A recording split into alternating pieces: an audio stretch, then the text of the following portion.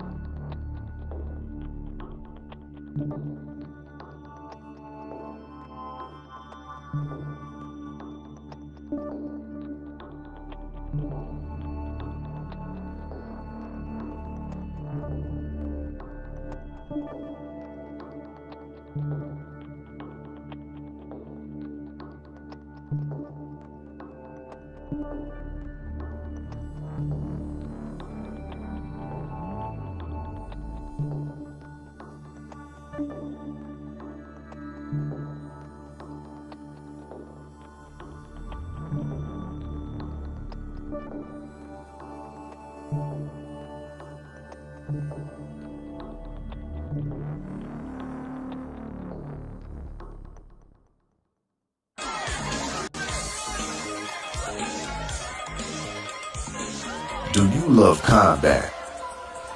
Could you use some extra money to pay the bills? Can you pick a winner of a good scrap? Put your moolah where your mouth is. $20 entry fee. Winner takes all. Cash App, $, usual 50/50. Or purchase entry tickets via Eventbrite. Scan the QR code below or visit usualsuspect6.com.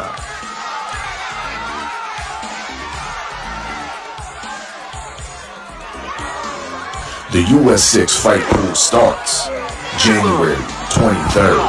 Just remember, it's a usual suspect day.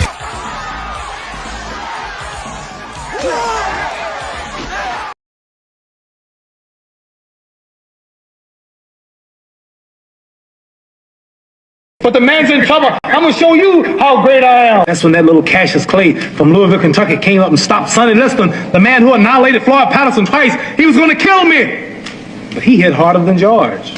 His reach was longer than George. He was a better boxer than George. And I'm better now than I was when you saw that 22-year-old undeveloped kid running from Sonny Liston. I'm experienced now, professional. Jaw's been broke, been lost, knocked down a couple of times. Bad. Been chopping trees. I done something new for this fight. I done wrestled with an alligator. That's right. I have wrestled with an alligator. I done tussled with a whale. I done handcuffed lightning, throw thunder in jail. Hey, what if I put you down? You can't. I can't. Boy, you ain't got nothing in them gloves. Remember this day. Remember this day. Did I not beat the most world champions? Yes, you did. Okay. And in the least amount of fights? Yes, you did. Who got the highest gate? Floyd Mayweather. Who made the most money? You did. Who was the most accurate fighter of all time? You were. So it's basically saying that... The greatest of all time. Okay. All right.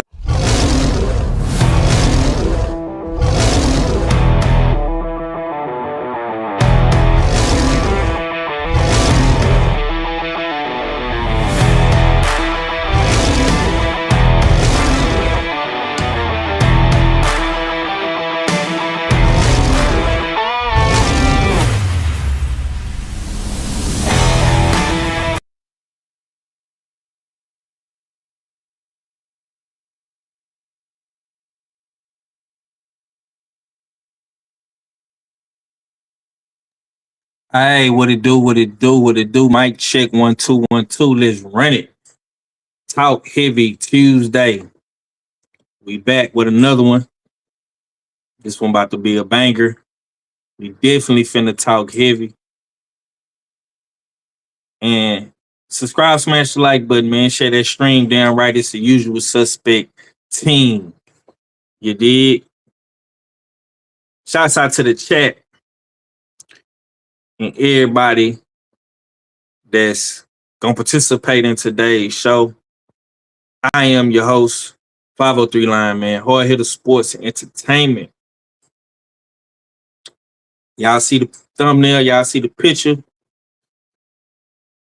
So today, we back with another episode of Talk Heavy Tuesday. This is episode 4.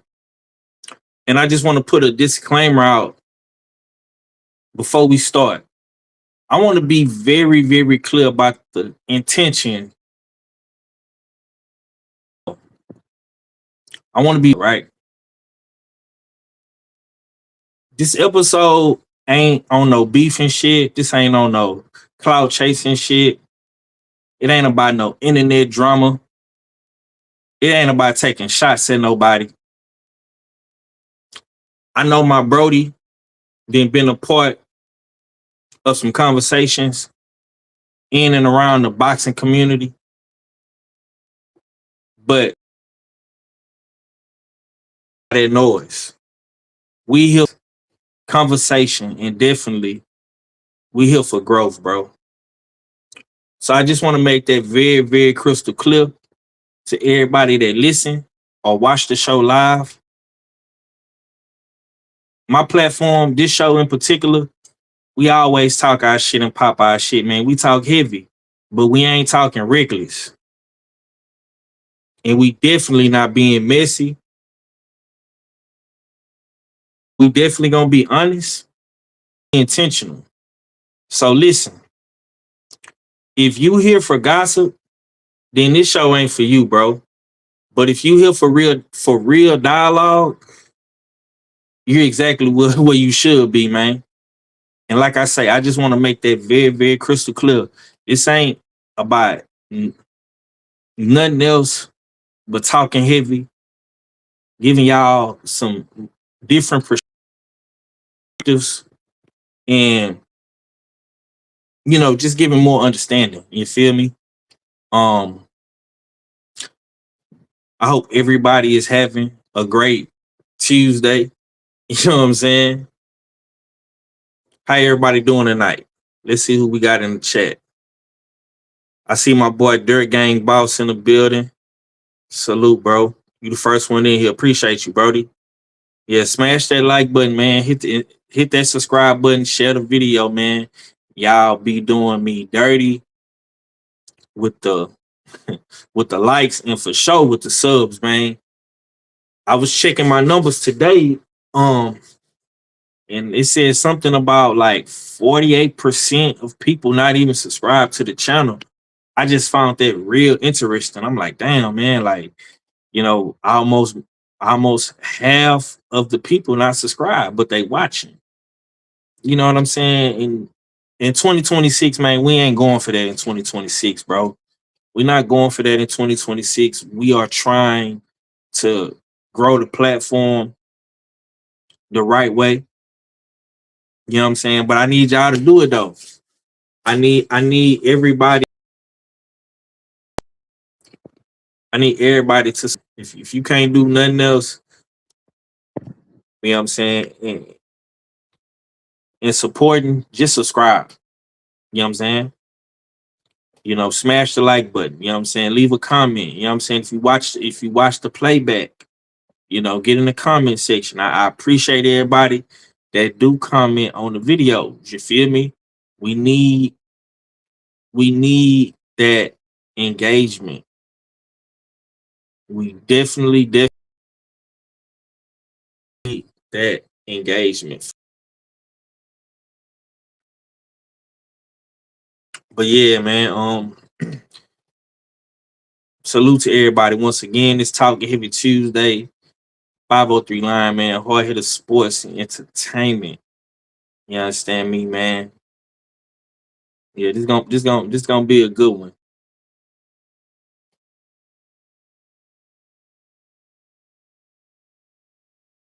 It's definitely gonna be a good one, man.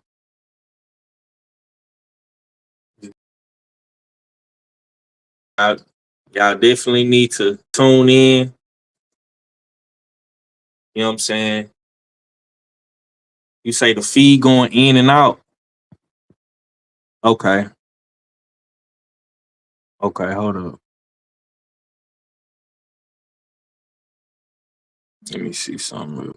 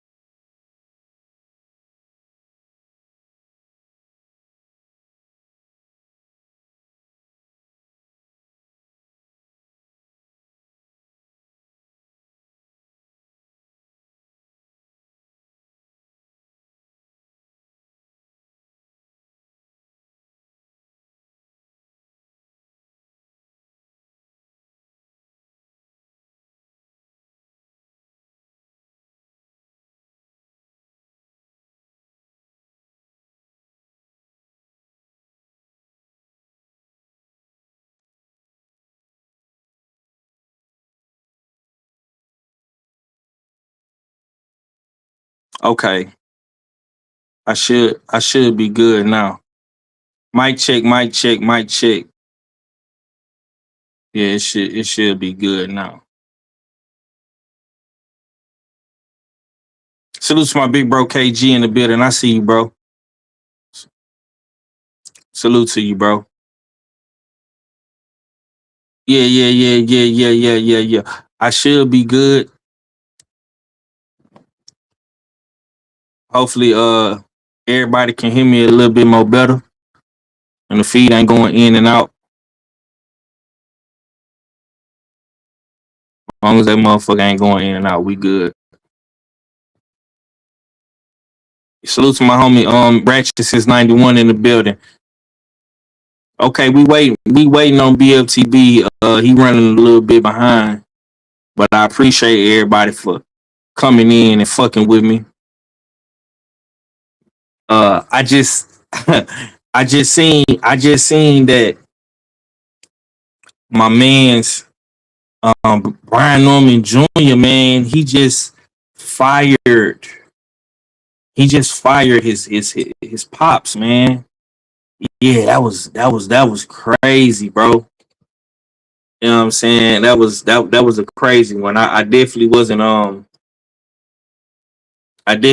expecting that. You feel me? But man, in boxing, man, it's the land of the unknown, man. It's the land of the unknown. You feel me? Uh, and honestly, man, no, this might be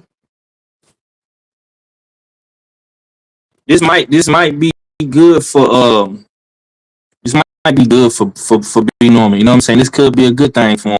You feel me? Like honestly, you know, uh,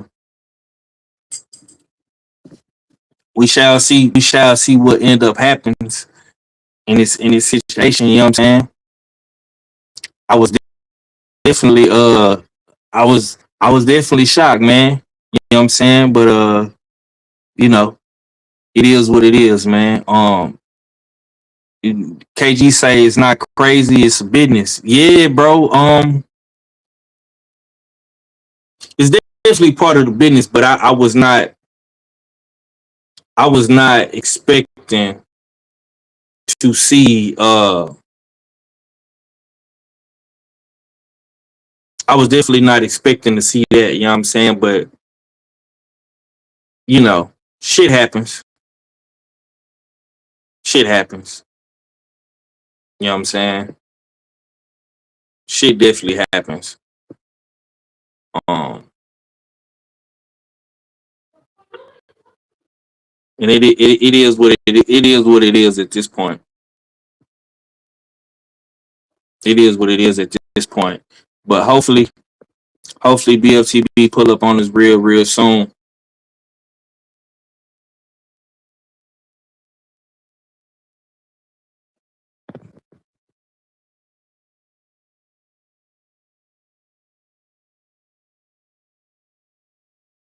But nonetheless, though,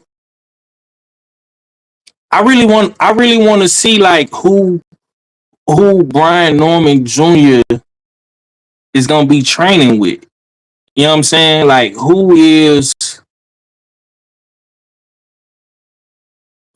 would be some good candidates for Brian Norman?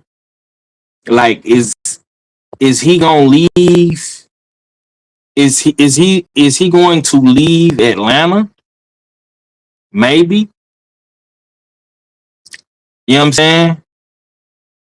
Is he gonna get out of his comfort zone and leave the ATL to go train? Like, you know, maybe go move somewhere else and train? Like, you know what I'm saying? That's something that definitely needs to be spoke about, because who would be some good candidates for Brian Norman to go train with?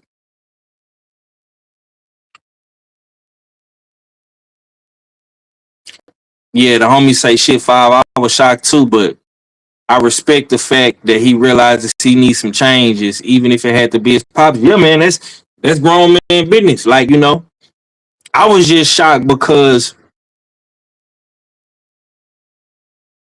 um him and his pop seemed so close. Like, I just didn't see that happening. You know what I'm saying? But you know,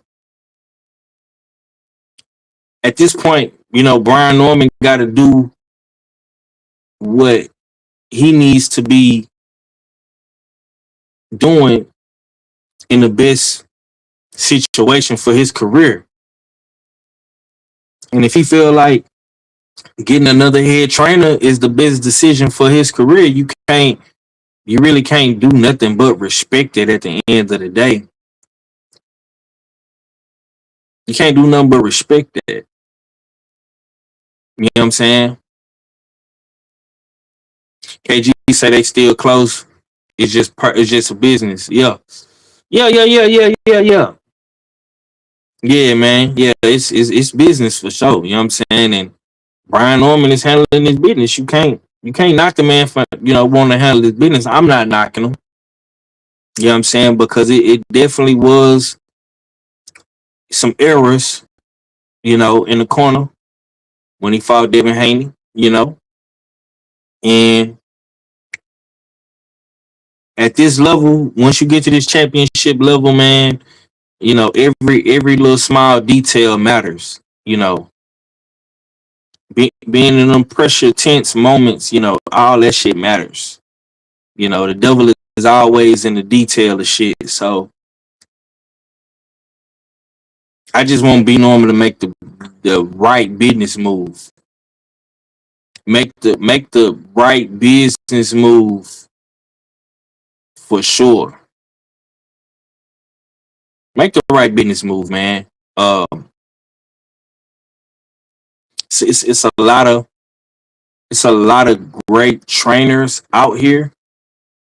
Salute to my brother TD Sports in the building. Thomas from the Brisbane. Salute, bro.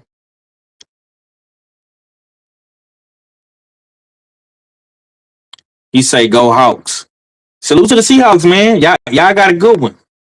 Y'all got a good one this weekend, man. I'm anxious to see, man, what them Seahawks gonna do.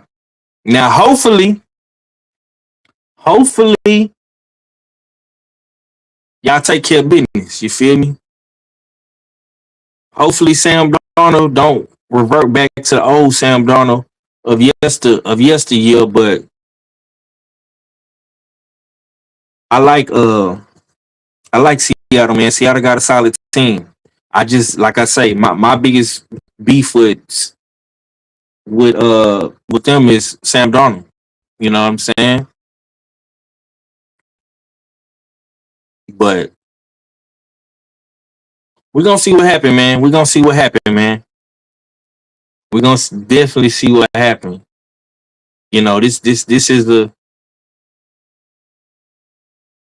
a new era of football we in, man. Watching this watching these playoffs, man. You know what I'm saying? I think LA is probably LA and San Francisco is like the older teams that then been, deep in the playoffs, and Buffalo, of course, but you got a lot of young new teams in the playoffs. So we're gonna see what the Seahawks do, man. You know what I'm saying? We definitely gonna see what the Seahawks do, man. Hopefully that week off didn't hurt them. You know what I'm saying? And they come out ready to go, because I know San Francisco gonna be ready. Yeah, man. Like I say, that's I've always liked the Seahawks, man. I've liked the Seahawks since Sean Alexander, and of course, the Legion of Boom. I grew up watching the Legion of Boom. You know what I'm saying? So I've always liked the Seahawks, Marshawn Lynch and Beast Mode and Russell Wilson and all those boys. So yeah, I just don't trust Sam Darnold. I just don't trust Sam Darnold. But yeah, man.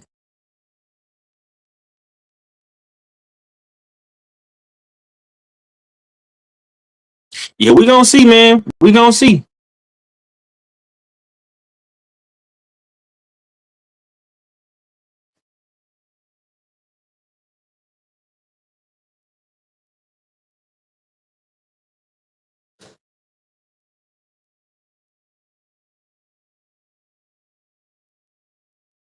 Yeah, we definitely gonna see, man.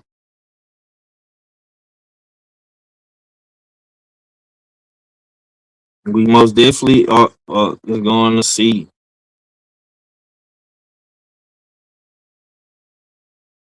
He say Rams scare me the most.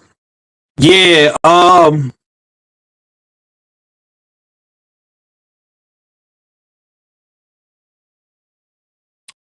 yeah. I honestly don't. I honestly, I honestly don't know. I honestly don't know in the NFC, man. The NFC is so tricky. The NFC is so tricky, man. You know what I'm saying? The NFC is so tricky, but because the Rams damn near lost to the Carolina Panthers. They defense really don't.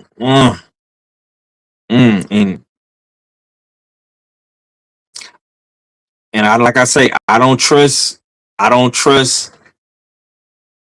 Sam Darnold.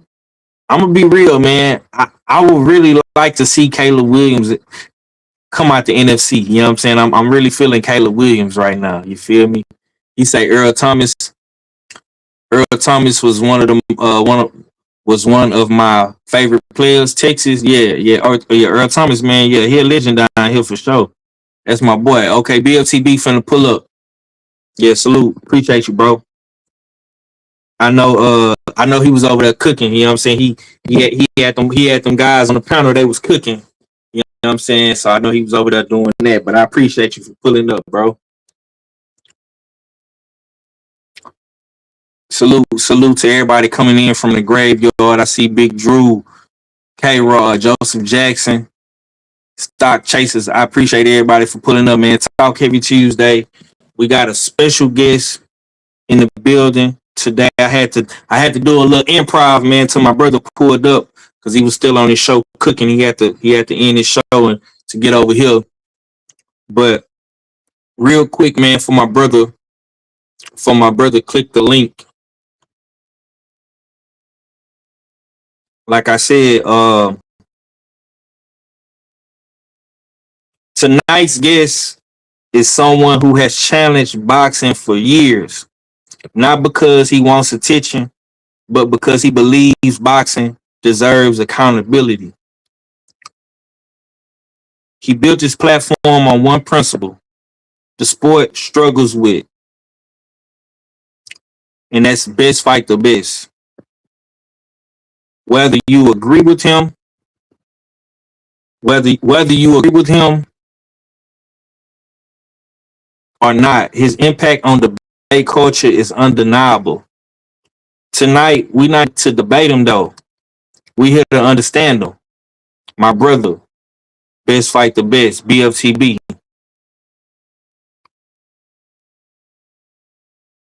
Oh shit. Hold on, y'all. He said he didn't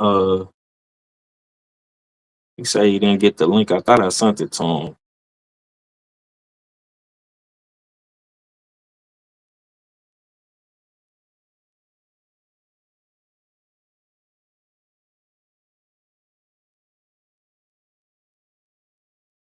Give me 1 second, y'all.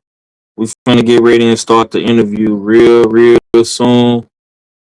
I just gotta send my brother the link real quick. But in the meantime, between time, season 3 fight pool of the usual suspect 6, man, is starting, man. Y'all need to go sign up.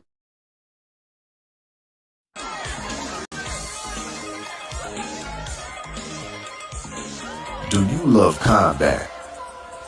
Could you use some extra money to pay the bills? Can you pick a winner of a good scrap? Put your moolah where your mouth is. $20 entry fee. Winner takes all. Cash App, $, usual 50/50. Or purchase entry tickets via Eventbrite.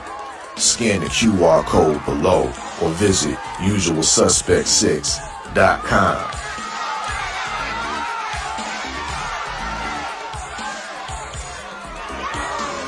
The US 6 fight pool starts January 23rd.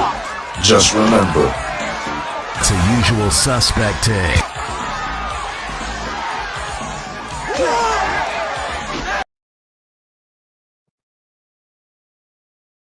All right, man.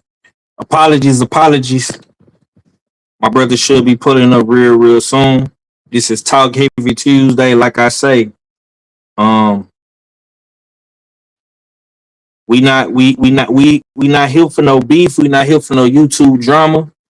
We not here for none of that bullshit, man. We here to give my brother his flowers. We gonna talk heavy. We gonna pop our shit.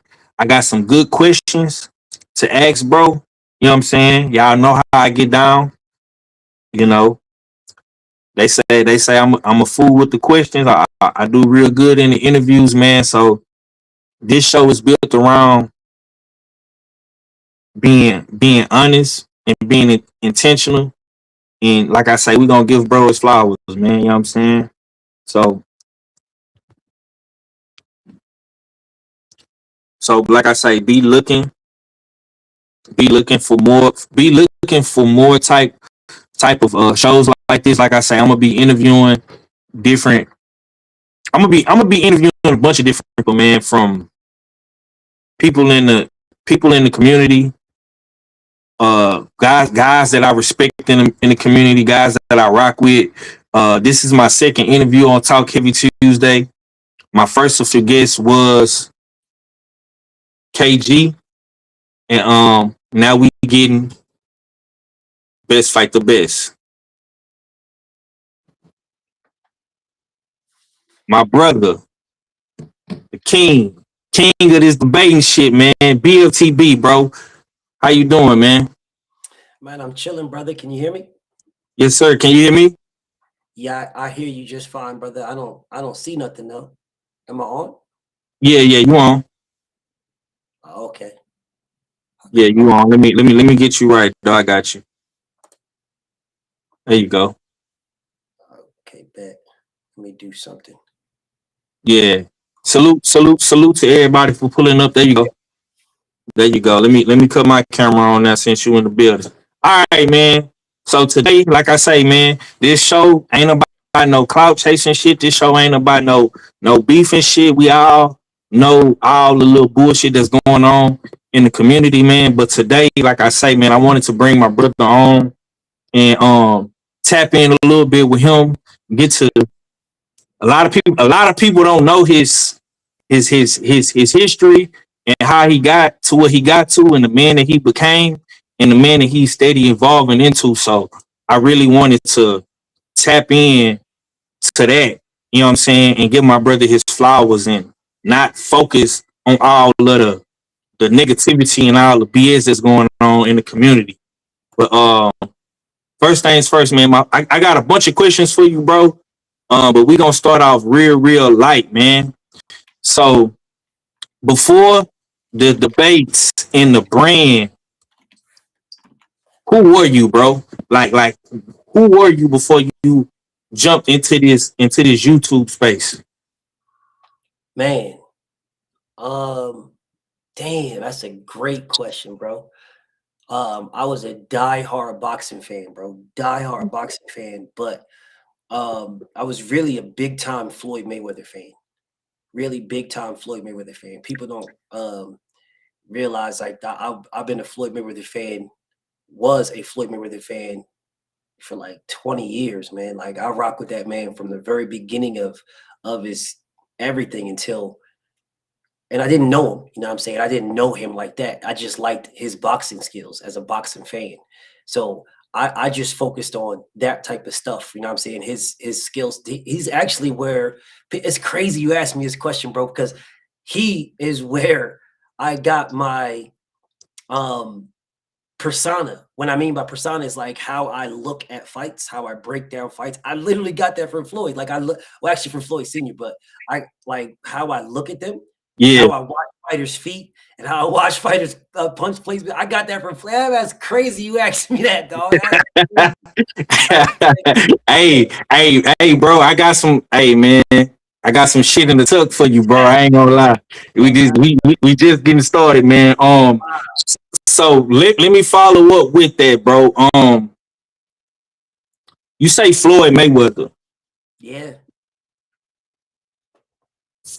Why Floyd? Was it anybody else that motivated you to want to talk boxing? Because I vividly remember this was around maybe 2017, 2018.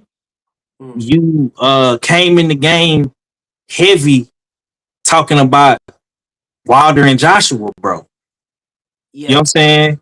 So was it Wilder that made you want to, come out and start making content? You know what I'm saying? Because for me, the reason why I asked, like, my motivation came from the Charlo brothers to start my channel. You know what I'm saying? But you say Floyd, but I remember you doing shows specifically talking about the heavyweights back in the day. Now, a lot of people don't know that's like old BFTB, you know what I'm saying? Like vintage BFTB, like when you was going in on all the AJ bots and stuff like that. Yeah. Nah, man. So what happened was my favorite fighter is Tommy Hitman Hearns. Of all time. Like of all time, that is my favorite fighter. Like, and what drew me to Floyd was because my favorite fighter was getting punched on. Now he was doing his thing, but he's still getting punched on, bro. I hate to see that. So it was a pull to Floyd, the young Floyd, pretty boy Floyd, right? That is the pull that pulled me to there, right? And then once I got pulled from, it literally was that he was winning, and I liked the fact that he was winning, right? Fighting competition and winning. That's what pulled me. My favorite fighter has never changed from Hearns. It's never changed. But it pulled me to Floyd, and I liked the fact that they hated him, but they hated him because he was so skilled. So now I'm watching Floyd. I'm like, oh, okay, I like this guy. So he's going in there, he's doing his thing before Gotti and all these things. I'm like, okay, man, I can rock with this dude, man. He's talking his stuff, you know what I'm saying? Okay, I'll rock with him, right? So now I'm looking at YouTube, because YouTube wasn't a thing back then, right? It wasn't a thing for me. So now I'm looking at YouTube, and I'm watching. I'm like, okay, well, because I'm at work, sitting in my office and stuff with all these damn soldiers, and I'm looking at the YouTube, and there was a channel that came on. It was my boy, Mr. Boxing Today. This is the first channel I've ever went on. So Mr. Boxing Today, he was talking heavyweights. Facts. And I didn't know all these heavyweights. I wasn't even big into boxing like that. I was I knew it, but I Yeah. didn't study it like I study it now. You know what I'm saying? So he's talking to me about the heavyweights and heavyweights and heavyweights, and then he's shouting out 7'8", and I'm like, the hell is 7'8"? He was like, yeah, go link up with my boy. He be cooking too. And I'm talking to him. I didn't even go to 7'8's page at first. I'm showing him. That's the only one I went to was Mr. Boxing Today. Nobody else. Yeah. He was telling everybody to go check out 7'8, go check out 7'8. So then I went and checked out 7'8. And I'm like, all right, I can rock with old boy. Okay, I'm feeling this. All right, this is cool. I can rock with this, you know. And then 7'8 started talking about Deontay Wilder. I'm like, who the hell is that? So I'm like, all right. Yeah. Now I'm gonna go do my research because he said Deontay Wilder. So I'm doing my research. Like, okay, I like this dude. Like, Yeah. I like this dude. He's crushing people. Okay. So then he tells me about Anthony Joshua. The biggest fight is Anthony Joshua. I don't know who Joshua is. So I'm like, all right, I'm gonna go find out Joshua. So now I go look in Joshua. So now I'm doing my research now. So now I'm in research mode. This is the first time I wasn't doing research before. I just looked at them like I liked Tommy Hearns was my guy. And then that transitioned to Floyd. And then it transitioned to Deontay Wilder, then to Wilder and AJ, right? So now I start doing my thing, doing my research to figure out what's going on with what. And I can see the hypocrisy. Now, that's where I'm going at the hypocrisy. This is the origination of BF. I'm going at the hypocrisy. My name wasn't even BFTB before. It was something else. I forget what it was, but it was something else. I think it was like super DJ or some shit like that, some goofy ass shit like that. It was just to have a damn YouTube page. Yeah. Okay. But Okay. then that's when 7'8 put me on to the heavyweights. And when he put me onto the heavyweights, that's when I was like, all right, well, shit, man, this is the best fight. That's the best fight. Why the hell can't we get the best fight in the best, bro? And that's where my name came from. That fight right there. So then I got heavy into it, just doing my research to focus, and the rest is history. Yeah, man, that's dope. That's dope, bro.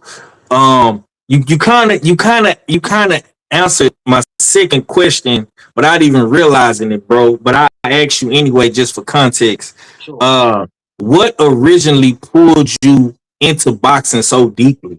Like, what made you say, I got to get on YouTube and start talking my shit? Because these niggas is just, they got it all the way wrong. Do you know what's so crazy? What actually pulled me into it was the military. Because in the military, it's like you have to listen to people above you, and they wrong as a bitch a lot of times. You know, they really wrong, bro. They not accurate what they saying, but you have to listen to them. So that type of mentality of, well, why do I have to listen to something that's wrong?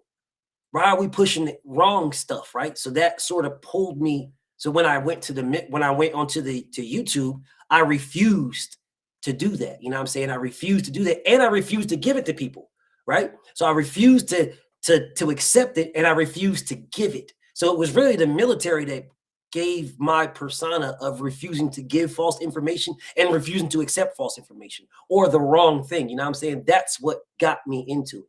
So it's sort of like it's not the question that you asked was sort of answered, but not really, because the military actually got me doing this the way I do it, not doing it, but doing it the way I do it, because it's what was so wrong. You know what I'm saying? Yeah, bro. Like, and I tell you this all the time. When I watch you, bro, it's like it's like listening to a soldier damn near, because it's like you real stern, like you disciplined in your research. You know what I'm saying? You consistent in a bitch. And I know, like, in the military, like, y'all gotta have like a real strict routine. You know what I'm saying? You gotta be consistent every day. So I definitely understand what you saying, like where you coming from, because it's all starting to make sense now, man. But I'm gonna ask you this too, bro. When did you believe, or when did you realize your voice carried weight in this space? Now, for me, this is just me observing you, bro. I think when I start really like seeing it is when you will make motherfuckers so mad from the shit that you used to say, and niggas will want to get at you so bad they will come on your channel. And I tell you this all the time offline. all this debating and stuff, all this click the link, I won't smoke. Like, you are the first person who I've seen do that improv. Like, just click the link, get on the show. You know what I'm saying? I can remember what I always stuck out with me, bro, is when it used to be this one dude that came on your show. He was like from Alabama or something. He was like a country nigga. Had a grill in his mouth, and he always hated on Deontay Wilder. And I remember, bro, one day he was so mad he came on your show and cut his camera on, bro. The nigga had a big ass he had a big ass hole in the roof. I was like, man, bro, and like ever since that day, bro, I was like, man, bro, this dude is really on to something with that, bro. But yeah, go ahead, answer the question for me, BF. Like, when did you realize your voice carried weight in this YouTube boxing space, man? Yeah, so my voice carry weight. Like, I realized that with 7-8. 7-8 is the one that put me on that, because I didn't really know that my voice carried weight like that. I really didn't know. 7-8 is the one that put me on. 7-8 was the one that told me, yo, bro, you gotta do a page, bro. And I'm like, for what? I just like being in the comments. He's like, nah, I'm telling you, bro, you gotta do a page. Like, he literally talked me into doing my page. Wow. Talked me into it. Yeah, I wasn't gonna do it at all. He talked me into it. Funny story too, bro. Because after he talked me into it, you know, I'm doing my page and stuff, and he would shout me out, and people would come. They would come over and talk to me. Pause 1 second, my brother. Pause 1 second. So this dude, New World Quota, is in the comments. Talk about I'm ducking him. His meme is my face. You're a fan, brother. You're a fan. Trust me, you're a fan. But don't worry. What I'll do for you, New World Quota, what I'll do for you is, after I finish this with my brother, I will go live again for you, only you. And I will cook you on any topic you want, for you, literally for you. Now, Yeah. Please don't duck the smoke, bro. Please don't duck the smoke. I will do that for you. Don't duck the smoke. Anyways, back to the voice do carry weight. See what I'm saying? He didn't came to my channel. I'm trying to have an interview, and he talking about he won't smoke. You can't make this shit up, man. Dog. So 7-8 told me, he said, bro, make a page, dog. I promise you, make a page. I got you, make a page. So I made a page. He shouted me out, right? I was never nervous about stuff. You know, it was never, because, you know, I'm a boss, bro. So it was never like an issue for me to stop anything. You know what I'm saying? I was with it. I was with it all. So people would say stuff to me in the comments, or say stuff to me, and at first it was just like, I'm cooling, you know, I ain't tripping. But you saying stuff to me that's wrong, now I'm gonna go at you. So 7-8 was like, bro, this is, it's crazy going over there. But I go over there, dog, it's like a damn graveyard, bro. I go over there, this nigga's like a killer, bro. He wants smoke with everybody. I tell you, this nigga's like, and he was like, what's that thing, y'all? What's that thing they call the dude at the graveyard? What they call him? The Grim Reaper. That's BF, damn Grim Reaper. This is 7-8 said this to me. So that's where this thing behind me came from. All that, everything. This is all 7-8, bro. Everything, all this came from 7-8. Because all I want to do was kill a nigga. That's all I want to do. I ain't really want to, you know, I wanted smoke. That's what I wanted. I wanted a problem with it. You got a problem, I want to address it. That's all I wanted to do. But 7-8 is the one that got me where I am now. You know what I'm saying? And I will always say that. You'll never see me saying, oh, no, man, I made this by myself. But no, my style is mine. But what these behind me and my moniker of the Gravedigger and all these things, that's what 7-8 said.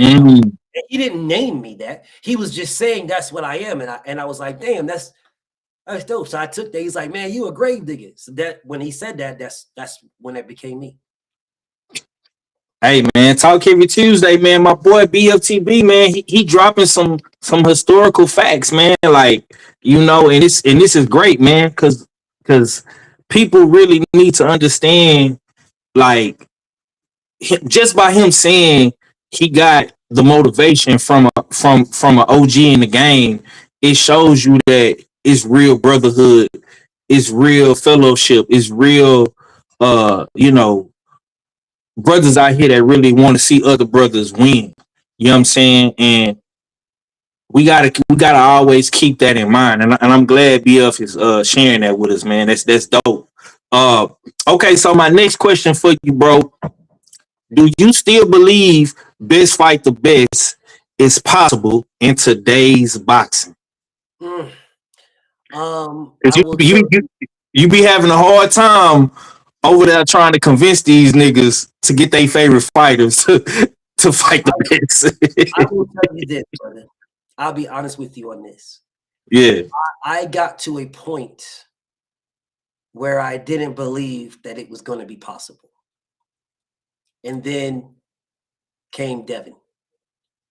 Like I didn't believe it was going to be possible because I know the politics. I know the promoters. I know the people, how they move a certain way to avoid certain competition, or they move a certain way. The fighter may not even be avoiding it, right? But the promoter and the matchmakers, they know that this guy can't beat that guy. So then they move the goalposts or move certain fights or put certain things in the way just to keep their fighter looking like the killer, the monster, the dog, right? They keep doing that, but they move their fighter a certain way.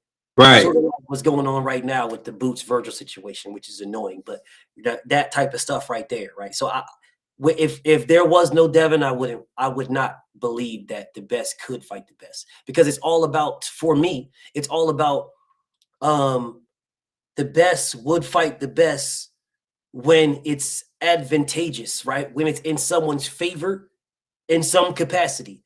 You know, if you get hurt, if you get washed, if you get losses and blah, blah, blah, then all of a sudden, now I want to fight you because I saw somebody else do something to you.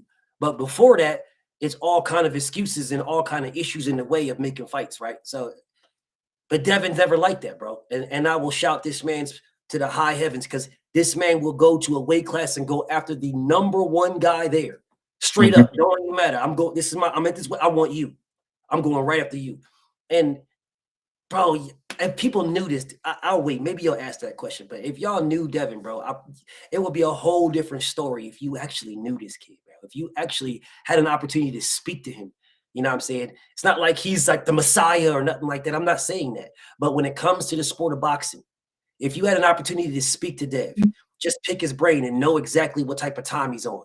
I promise you, y'all will be thinking the exact same thing I'm thinking. Do you feel the same way? Okay. And I'm glad you brought up Devin, but I got a follow-up question. You started your channel maybe around 2017, 2018, if I'm not mistaken, bro. 16, I want to say. 2016, my bad. So what changed in the sport from when you started your channel to now? What's like some red flags like that you say, man, bro, this shit ain't the same no more? Like what has changed from Great question. yeah. What I would say to you, what I would say that changed for me is me. Right? I would say I changed. Growth. Yeah. I was a casual, bro. Like I loved boxing and I was with it, you know what I'm saying? I was 100% with it. But you know, my fighter was Tommy Hearns, and then it was Floyd Mayweather. Those was my fighters. It transitioned over to Deontay and AJ and the rest of these guys and stuff like that. But those was it. So me rocking out with Tommy the way I was rocking out with Tommy, I was sort of spoiled because he was fighting everybody. So I really didn't look at the best fighting the best. You know what I'm saying? I didn't need that because my favorite was fighting people. He was just losing, but he was still fighting them all. You know what I'm saying? So I didn't have to worry. I didn't have to focus on the best fighting the best. And then when Floyd started fighting, he was going after the best fighting. He was calling them out, you know what I'm saying? Mention everybody's name, trying to get wreck. So it wasn't, this is Pretty Boy, right? He transitioned over into some other stuff, but that, I changed because as a casual, I'm only seeing what I see. And then I believe exactly what I see, right? I believe it all. But you tell me this, that's what it is. It's the gospel. But the reality of it is, it's not. So I changed. Like, literally, I changed, bro. I like dead ass serious. Nah. I see what you said, Byron. I agree, bro. I was straight. He just made me laugh when he said that, bro. He said he was Mag 7. That's It's the truth. that It's the truth. is crazy, bro. It's the truth. Nah, no lies, bro. No lies. So hold on. Straight So let me follow up with this. So you grew up watching Tommy Hearns like early 80s, I mean late 80s, mid 80s, ladies. and then you started you started watching Floyd in the early 2000s. Because honestly, bro, I think your ass was a diehard LeBron James fan. I think you was a basketball nigga before you started watching boxing, man. Am I wrong? Actually, what people don't realize is, Kobe's a Philly dude. Mm, Right? Philly dude.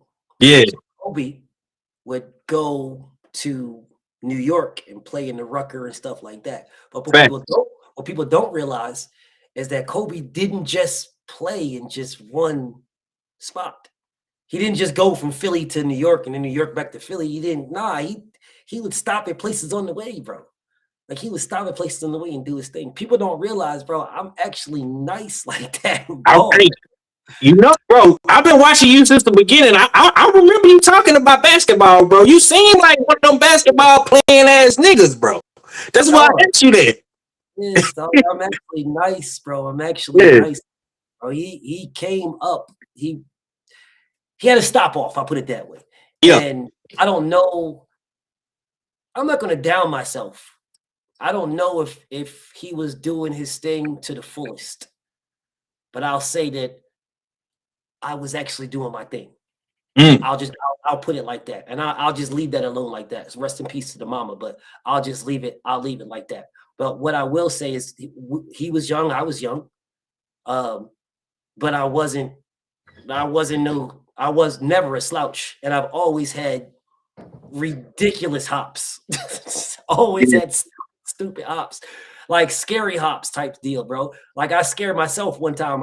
I yammed so hard, bro, and I'm in the air and I'm looking at I was scared myself coming down, but whole different story. But yeah, I rock with basketball heavy. And I wasn't a Philadelphia Sixers fan. I'm a Miami Heat fan. Yeah, I've always been. Yeah, nigga, you went wherever LeBron went, nigga. I know. I didn't know who LeBron was. I didn't know he was, bro. Nigga, I didn't know who LeBron was, man. I had no idea who LeBron. Okay.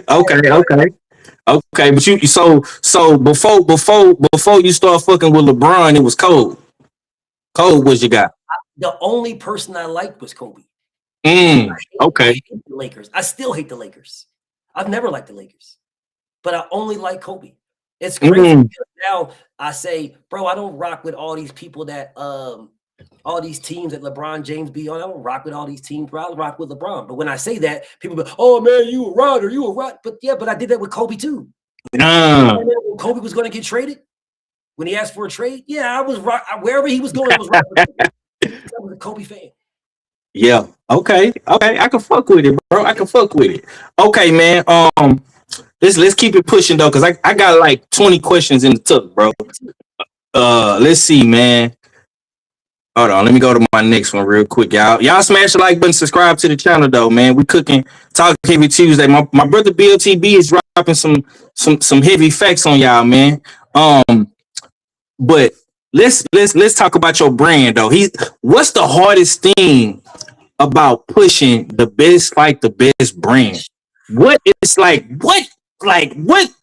when you wake up and you dropping your videos, you doing your live streams, you making your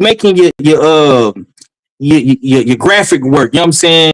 You posting, you doing all this thing. Like, what's the hardest thing about pushing BFTB? Scary people. Ducks. That's the hardest thing. People can't just realize that somebody avoided somebody. They can't just realize that. It can't. They that terminology to people is a difficult stance for them to grasp. If you call somebody a duck, all of a sudden they all in their feelings because you called them a duck. Bro, Yeah. if you avoided somebody, you avoided somebody, bro. If you ducked them, you ducked them. I'm not mad at nobody. If you ducked them, bro. That doesn't mean you're a coward, or doesn't mean no. If you're a coward, I'll call you a coward, bro. I don't believe all these fighters are cowards, but I do believe they be ducking at times. I do believe that. Like whether it's a lot of ducks or a little bit of ducks, whatever, they be ducking, bro. 100% believe that. And trying to get people to educate themselves because I know, I don't feel, I know that education would allow the sport to move forward, bro. It would allow us to put the focus on our fighters in a certain way that our fighters will be forced to fight the best. They'll be forced to because we, as their fans and the people that are providing them money, are buying the stuff that they're doing that they're trying to give us, right? We're not buying it. We're not agreeing. We're not following. We're not watching it. We're not doing any of that stuff. Well, we're going to watch because we're diehards, but paying for certain things we're not doing. When it starts to hit their pockets, that's when boxing will change. That's the hardest thing about the best versus the best for me is getting the best versus the best while dealing with a lot of people that don't really want that. They just want the best for their fighter. They don't want the best for boxing first. That's the hardest thing for me because I want the best for boxing first and then the best for my fighter. So that's the toughest. Do you feel like, because you just said something right there, bro, and it's a follow up for you. Do you feel like when you expose people's favorite fighters to be ducks, does that ruin relationships like in your community or in the community overall of boxing? Yes and no, right? So yes, it does because there's a lot of delusional people that are stuck in their ways, and it doesn't matter what you say, it doesn't matter what truth, what reality you give, what receipts you show. None of that stuff matters. The only thing that will matter to them is they're right at whatever they're saying. Doesn't matter what it is, they're right about it. It don't matter what you say or what you do, they're right about it, right? And then there's a fan base that can be swayed. And that's the reason why I can go live for 12 hours straight if I want to. And I'll have 200 plus people watching me for 12 straight hours. I don't think anybody else can do that because of the base that I build, bro. The base that I build of a factual base where not just I'm giving you facts with receipts, I also blend in entertainment, right? And it's the natural thing for me, you know? So I feel like as long as I can continue doing that, just being me. And it's easy because I'm just being me. You know what I'm saying? I'm not trying to be nothing that I'm not, right? So as long as I can continue to do that, I think I'm chipping away, bro. I'm chipping away at what's tough, the hard thing that you mentioned. I feel like I'm chipping away at that. Okay. Now, this is where it's going to get good now. You know what I'm saying? Because you talked about Dale earlier. You know what I'm saying? In like the second or third question. But let's go ahead and get to the meat and potatoes, man. You have a real relationship with the Haneys. Yes. How do you balance loyalty with objectivity? Great question. Because I set that boundary in the very beginning. I refuse to change who I am for anybody. And that's why Bill loved me the way he do. That's why that's my real life brother. Like we legit family, bro. Because everybody else, these guys are millionaires, bro. They don't need nobody. They don't give a damn about social media. That is just a thing. These guys is millionaires, bro. Millionaires. They don't give a damn about any of that. They don't care about none of that at all. It is straight. These guys are straight balling out of control. So when they invited me in, right, in my mind, when they invited me in, pause 1 second. The only reason why I'm not blocking this goofy ass nigga is because this is your page. Nigga, you's a dick eater, and you only showed up because you wanted to talk to me. You're my son, just like the rest of them niggas that did. Anyways, back to what I was saying. Yeah. Right? I was able to speak to them as me. You know what I'm saying? Me. and they respected me speaking to them as me, not like as a fan and fanboying and happy to be in a nigga's presence and all these type of things. It's like, nah, it's me, bro. I'm speaking to you as me. That's what I'm speaking to you, me. And they respected that, right? They respected that. And when they respected that, it just opened the doors to more. So now it's like it went from just respecting me and respecting the fact that I refuse to change, because I told them, bro, I said, bro, don't, this is not verbatim, but just as in a nutshell, like, don't make me choose between the best fighting the best and Devin, in a nutshell, because I'm gonna choose the best fighting the best and then go Devin afterwards, right? Right. So for me, Devin at this particular moment is family. That's my brother, bro. Like legitimately, bro. And I can tell my brother, you're wrong, bro. I can tell my brother you're wrong. I can tell my brother this, or I can tell my brother that, and he respects me enough to accept that. But he hasn't done anything for me to say he was wrong with, right? He hasn't done anything. And then Trail, he doesn't want me. I'm no good to DHP by just glazing, dog. Like, I'm really no good. Nah, that man legitimately be asking me things about fighters and fights that they're about to, like, he want me to scope them out and see. I'm like, okay, all right. He wants my input on these things. Like, he wants my input. He wants my thought processes on these type of things. Bro, I'm sitting here like, wait a minute, dog.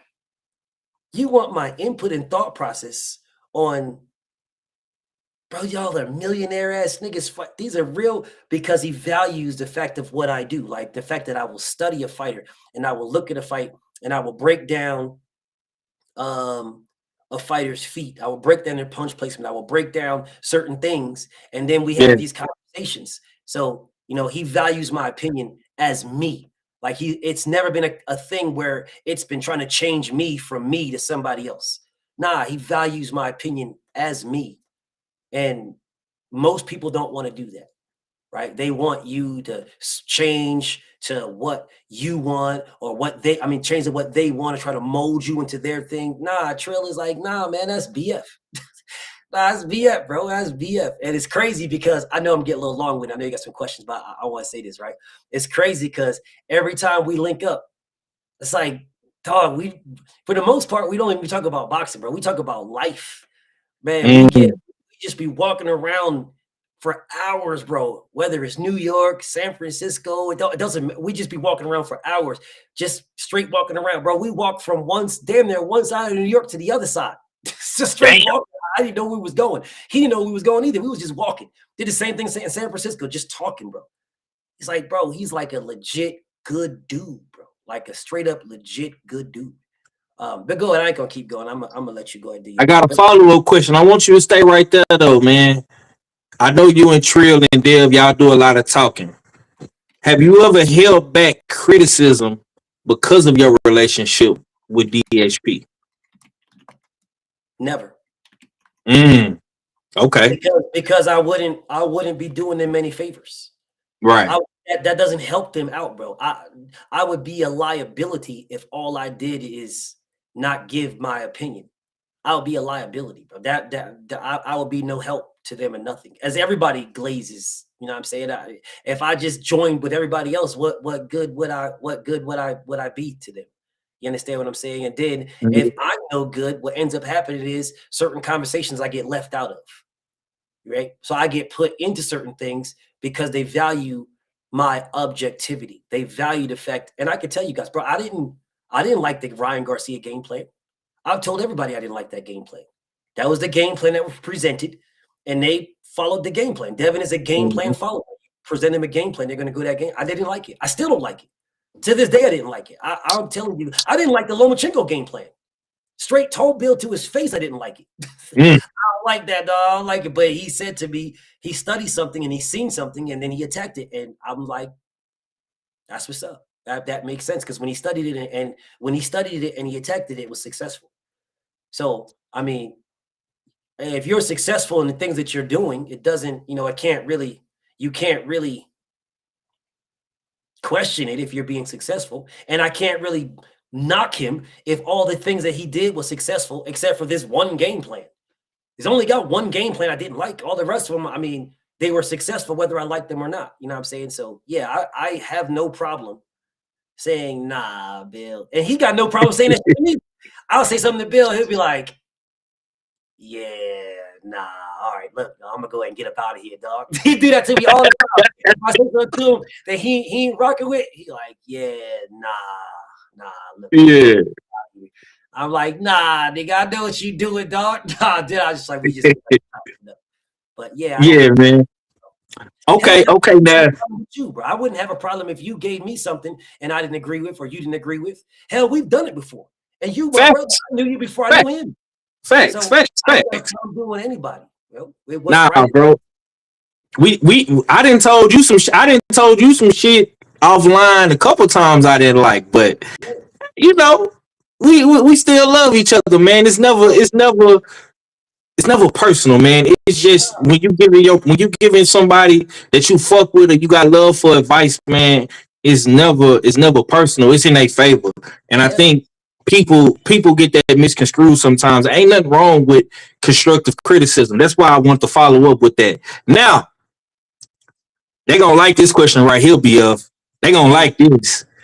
I've heard so many times people calling you a Devin Haney fanboy.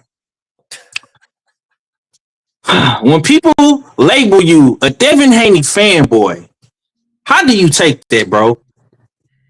You know, at first it was one of those things where it's like, bro, why are you saying this? Why are you saying this? Why? But now it's just like, so you're saying that I'm a fan of the best fighter in boxing currently right now? I'm a fan of him? All right, cool. That's what's up. I'll be a fanboy. I got no problem with that. I got no problem. And when I agree with it, they stop saying it to me. Then they'll say something else. It's like, nah, you at this point, you just want to go against me. I'm it man, dog. I am the one. Y'all don't really care about me being telling them anything factual. They don't care. They just want to go against anything I say. That's all they want to do. They want to go against anything I say. If I say it's right, they say it's wrong. If I say it's wrong, they say it's right. They don't care about none of that stuff, man. They in the comments doing it right now. They don't care, bro, at all. I'm totally fine with it. You love me. You love me, bro, and that's why you pulled up, and thank you for pulling up. You love me. You pulled up on my bro. You give my bro views and clicks, and I'm proud of him. You know what I'm saying? And you pulled up. You the president. Yes, thank you. I appreciate it. Thank you so much. So yeah, it used to be like it never bothered me. It was just a question of why would you say that? And for the most part, it's Tank fans. For the most part, it's like, bro. Hold on, real quick, BF. Yeah. Why?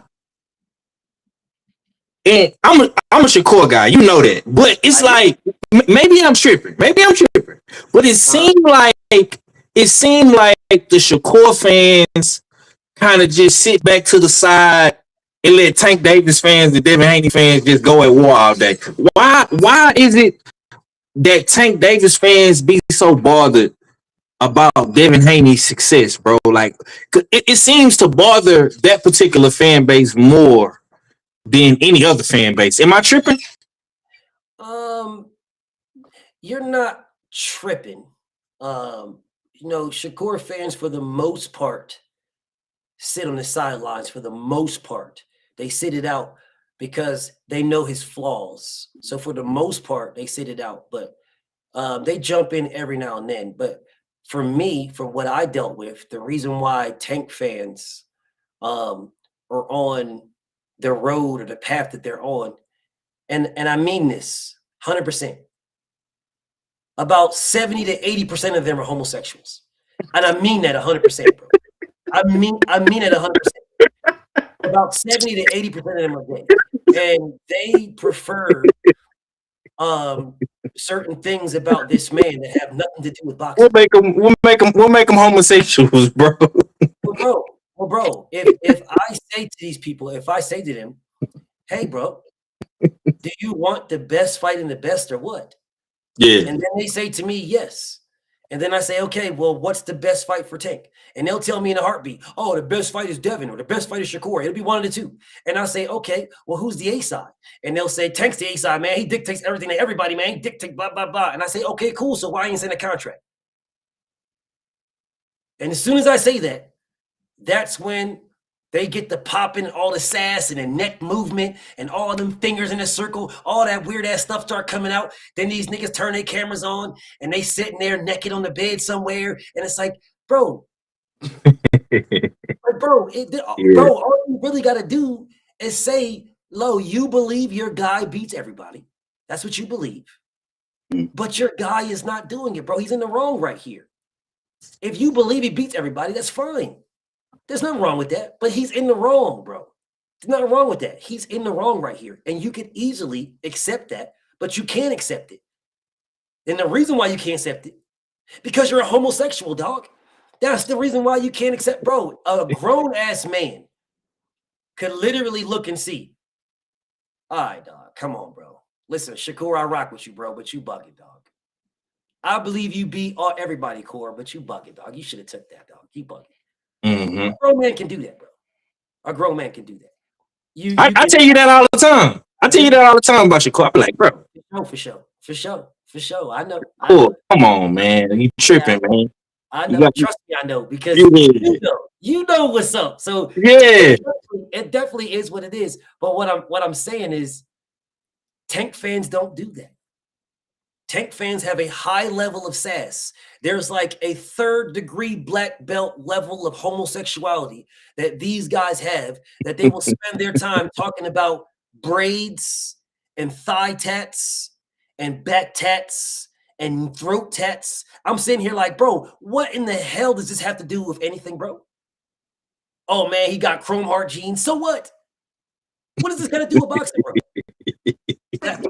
And that's why I say about 70 to 75 to 80% are homosexuals. 70, that's the reason why. Yeah, I'm gonna say this, bro. And like I say, I be trying to keep it P, but I think this year, well, not this year, but last year, 2025, it just got real weird for Tank fans. Like, you know, dudes is writing love letters and, you know, they making excuses about Greece. You know what I'm saying? And they want to beat up a girl because she put too much grease in his hair. It was just real weird, bro. And I seen Devin Haney and Shakur, you know, out here mashing the gas. Like they was really putting the work in. You know what I'm saying? And I think we are starting to see the difference. Like we starting to really see like, okay, Dev really want this shit. Shakur, he going for this shit. You know what I'm saying? And we don't really know what Tank got going on right now at this point. So I definitely feel what you're saying, man. Okay, man. Let me go to my next question, bro. Can you support someone and critique them honestly in boxing? That's the easiest thing in the world for me to do. That's the easiest thing in the world because I don't give a fuck about these niggas, man. That is the easiest thing in the world to do. I don't put any boxer over boxing. And I've told people this multiple times, bro. Even Devin, for me, it is Devin over everybody, DHP over everybody in boxing. In boxing, Devin, I separate my brother from his job. This is my brother. This is his job. In his job, if he's not doing what he's supposed to do in his job, shouldn't I say something? Wouldn't you tell me? Yes, I should, but that's still my brother. You still my bro. If you hit me up like, yo, BF, man, you tripping, dog. Come on, bro. Don't do that, dog. You bugging. I'll be like, man, what you mean by that? Did blah, this happened and that happened and that happened and this happened. And then you're either, which we've done before, you're either going to be like, oh, I didn't know that. Okay. Or it's going to be like, all right, I feel you, but I'm just saying, right? Man, you don't do any of that for no other reason. Niggas don't know we have conversations like that, bro. You don't do that out of nothing but for genuine respect and love for your brother. You can separate me, your brother, from BFTB. Like you can separate this. Nigga, you know my personal life. You can separate this from that. Like you can separate these two. And that's how I am with boxing. It's the easiest thing in the world, bro. And for me, I had to start myself that way because you get a natural love for a fighter. You get a natural, you want the best. You want everything for them. And then when you do that, you get to, and I felt myself doing that with Floyd. You know, when it came to the stuff with his hands and, you know, and stuff like that, he getting the injections and stuff like that. I felt myself doing that a little bit because it was a little bit of a hypocrisy, which is why I'm very big against it. Right? So I felt myself doing that. And that's why I focus on these type of things. And I made my base and I solidified my base in my mind that I'm not going to allow that to happen at all, bro. That's why I came up with the moniker. I'm too consistent to be inconsistent. Right? That's why I came up with that. It's because I refuse to do that, bro. I refuse. My focus, it has to be on the statement of no fighter is above criticism and no fighter is below praise. Nobody. Anybody can be criticized and anybody can be praised. And as long as you keep that thought process and that mindset, you can always fall back on it because it's a natural thing to have a bias, brother. Like it's a natural thing for you to have a bias to a fighter or me to have a bias toward a fighter. It's a natural thing. But if you can always resort back to no fighter is above criticism and no fighter is below praise, I kill everybody's narratives. Bro, all the time. The very first thing they'll do with me, Five, is they'll come at me and say, oh, well, Devin Haney ducked Sandor Martin at 140. What did you say about that? And I'll say, okay. Facts. What can you do when I say, okay? What can you do? That's it. There's nothing you can do. They'll change the subject. If you believe that Devin ducked Sandor, I'm not even going to be mad at you. See, I know the stuff that happened in the background, but since I can't put it out, then rock on, bro. If you believe he ducked, all right, cool, he ducked. I got no problem. I got no problem at all. If you think he ducked, cool. No problem. Okay. This is a good one for me, man. I really wanted to ask you this, man. What do fans hold on, let me put it up on the screen. What do fans misunderstand most about Devin Haney? Because it's the reason why I asked you that, bro, is because it's a lot of mystique with Dev. He seemed like a private type guy. You know, I've heard people say, oh, he try to act like Tank. Oh, he a private school kid. Oh, he can't talk. His daddy got to talk for him. What are some things that like people misunderstand about Dev, bro? One, he's the most mentally strong person I think I've ever met. That's number one. Number two, he's simple. He's a simple guy, bro. He's super simple. Like there's nothing complex. It's like when he was on that stage on the post fight after the Brian Norman fight, and he said, "Bro, I'll fight anybody." Like literally, that is it. Like most people say, "Oh, I'll fight anybody," but they don't really mean it. Then there's all kinds of stipulations, and there's all kind of this and all kind of that. You have not seen any stipulations for Devin to fight anybody. You've seen nothing. You've seen zero stipulations for Devin to fight anybody, not even your favorite. There was no stipulations. No one gave that man an offer except Devin. Not one fighter at all has given your favorite an offer except Devin. And he gave him 3.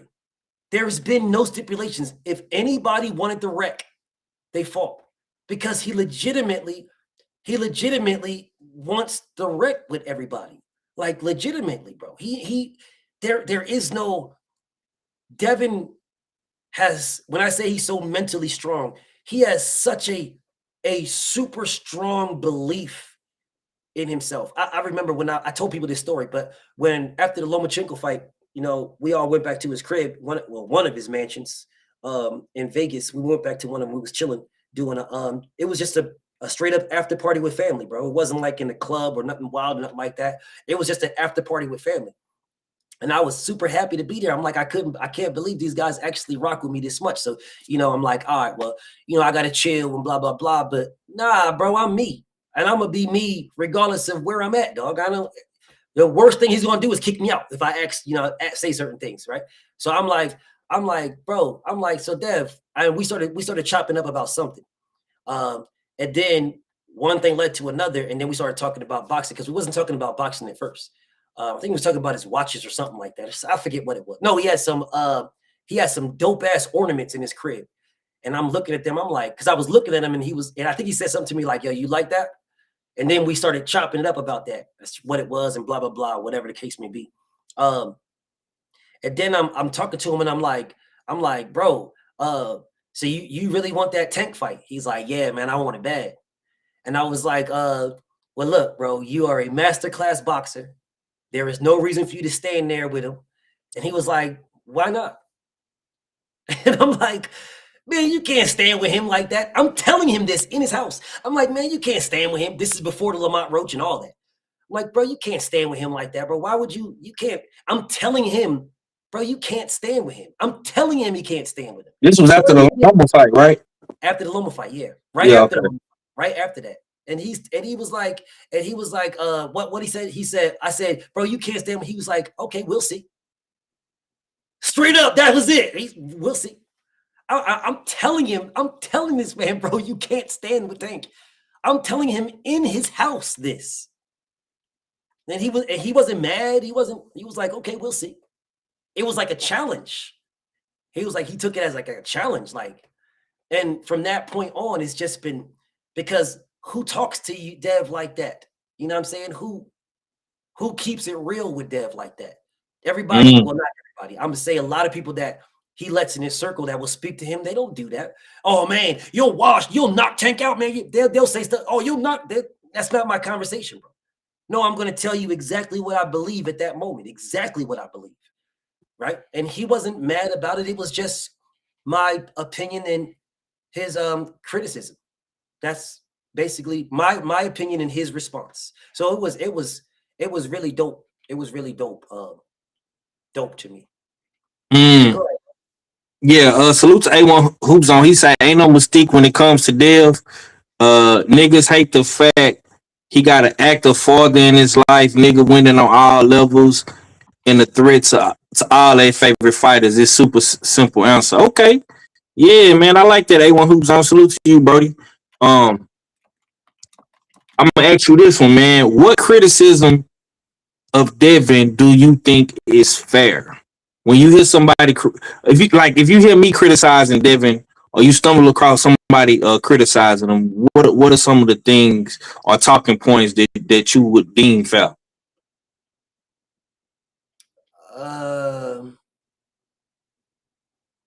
That's a great question. Yeah. Anybody's opinion is fair. Anybody's opinion. Anybody is entitled to an opinion, bro. Anybody's entitled to it. Anybody can have a stance, right? I don't think anybody's opinion is unfair. Okay, so like say for example, if I say Devin Haney likes to coast when he's up in a fight and he don't, press harder, would you deem that fair? It's criticism. No fighter is above criticism and no fighter is below praise. Okay. See, the reason why I'm asking you this, bro, is because people make it seem like you just don't go against anything Devin Haney. You know what I'm saying? Like, and that's mind-boggling to me, bro. You know what I'm saying? Like, and reason why I say that is because I've seen you have real boxing conversations before. You know what I'm saying? About Dev. So it's like, why is everybody making it seem like BF don't hear when people is saying good or bad things about Devin? He hears it. You don't gotta necessarily agree with it, but you hear it though. You know what I'm saying? So that's why I asked that, bro. I mean, I've never been a person that tells people they can't have an opinion. Right? You can have an opinion about my favorites. You can have an opinion about your favorites. You can have an opinion about everybody's favorites. Everybody has an opinion. Yeah. My only issue is don't tell me nothing that's not factual. I'm cool with anybody's opinion. I got no problem with that, man. Your opinion is your opinion, and you're entitled to it. I got no beef, none at all. But we're not talking about opinions. See, we're talking about facts. And if we're addressing facts, right, then let's just keep it to facts, whether you like the facts or not, right? If you don't like them, you don't have to like them, but they are what they are. If we can address the facts, if we have a common ground on facts, then we can have dialect about our opinion. But if we have no common ground on facts, then fuck you, dude. Don't what we talking about? And fuck your opinion. See, that's the consistency, man. Like you gotta respect that part. I definitely think if somebody is to come at you on some Devin Haney shit, they definitely gotta have their facts in a row. You know what I'm saying? So I not just Devin Haney. Yeah. Anything, bro. Yeah, anything. Yep.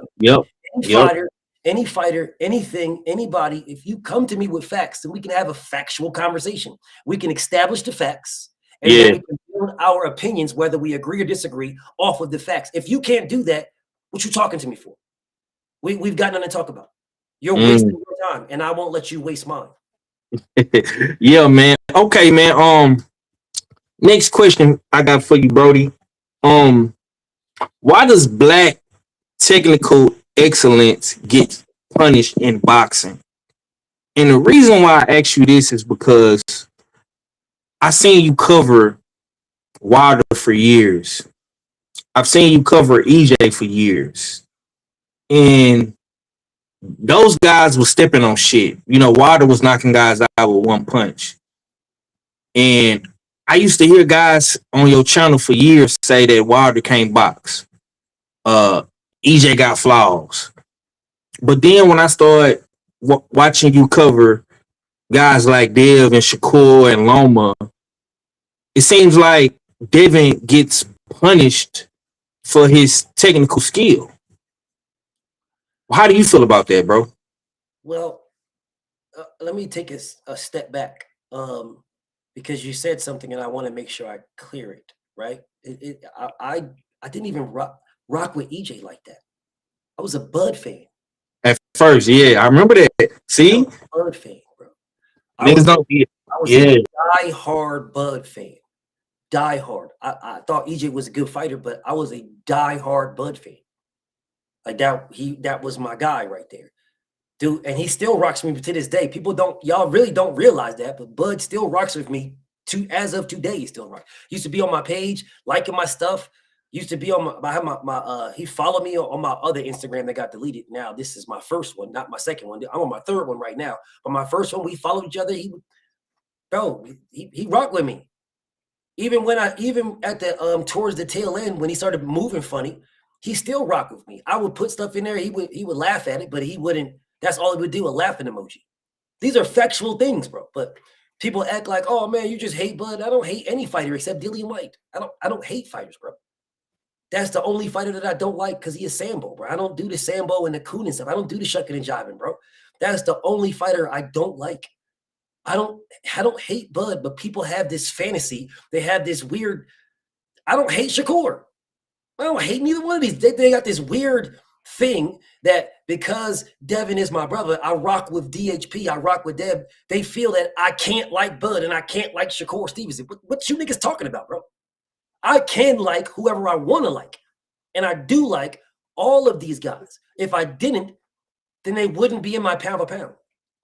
Bud would not have been my pound for pound number one for years. That's a fact. Yeah, Shakur Stevenson would not be in my pound for pound right now. I have no obligation to put these dudes in my pound for pound. Hold on, let me ask you this. Where's Shakur on your pound for pound list? I want to say 5. Okay, that's decent. Okay. He's either 5 or it's 5 or 6, 1 or 2. But I want to say he's 5 though. Okay. But about the question though, the excellence, it legitimately only gets questioned because they're black. Because Vasyl Lomachenko legitimately is what, Gary Russell? Put some melanin in his skin and you know, let him grow his beard out and stuff like that. You're a low key Gary Russell, bro, with better feet. I mean, but because the race is such a huge thing in the sport of boxing, people will find a way to justify certain fighters over others. They'll find a way to justify that. And they won't use what you just said, which is straight and forward, right? Straightforward and to the point. Why does black technical excellence get punished, right? They won't do that because they know it's a racist thing. So because they know it's a racist thing, they'll tell you everything else. That's why I always say, bro, you get a baddie and she ready for you to eat that thing and you nibble it on the belly button, knees and the thighs, bro, put your face in it, bro. If you a racist and that's what you, bro, go and do your thing. I ain't got no problem with it, man. I ain't got no problem with it. I ain't got no problem with it, bro. If you want to be a racist and say this is that and that is this, I got no problem. No problem at all. None at all. Okay. So I think it's more of a normal type of thing. Yeah. Go ahead, I'm listening. Okay. My next question for you, bro, is what led you to Islam, man? I've been watching you on your journey, man, and I'm seeing the changing like in your whole approach to this, man. Like, you know what I'm saying? What led you to that though? Like what made you want to, you know, convert to Islam? Do you know what, man? That's a really great question.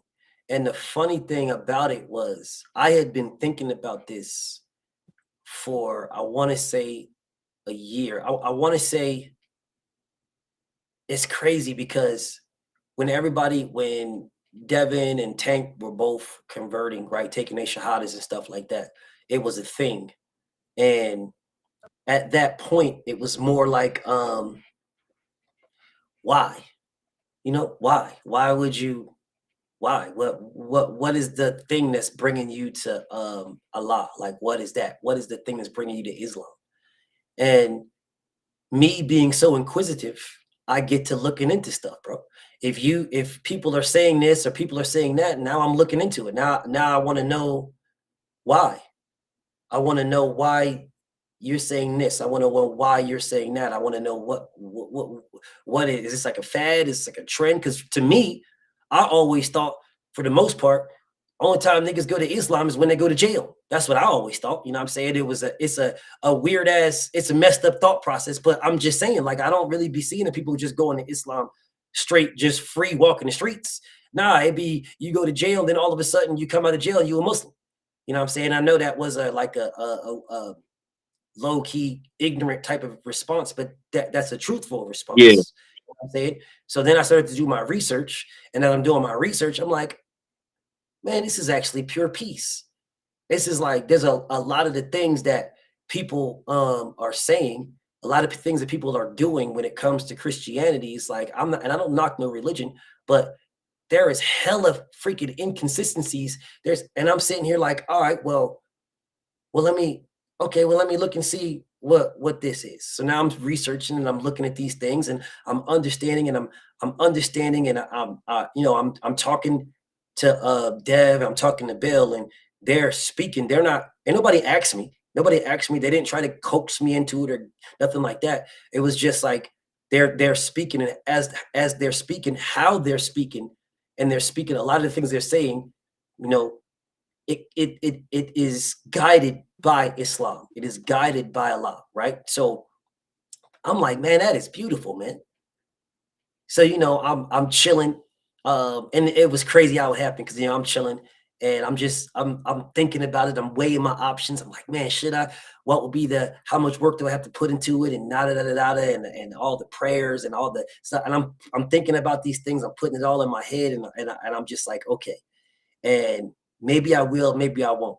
So then the May 2nd fight came up, or the May fight came up in Times Square. And Trill was like, BF, I need my mans out here, dog. You gotta come. Cause I wasn't gonna go. But so I'm like, he's like, nah, you gotta come, you gotta come, you gotta come. So I'm like, all right, okay. So I'm out there, and when I'm out there, my boy comes out there. I didn't expect him to be there, my OG. My OG is crazy. True story. My OG is Tank's OG. Like, Yeah, I remember you telling me that. nah, for real, like in real life, so he's out there and he is a Muslim, but he is like way deeper than everybody else, right? So he actually can lead prayers and stuff like that.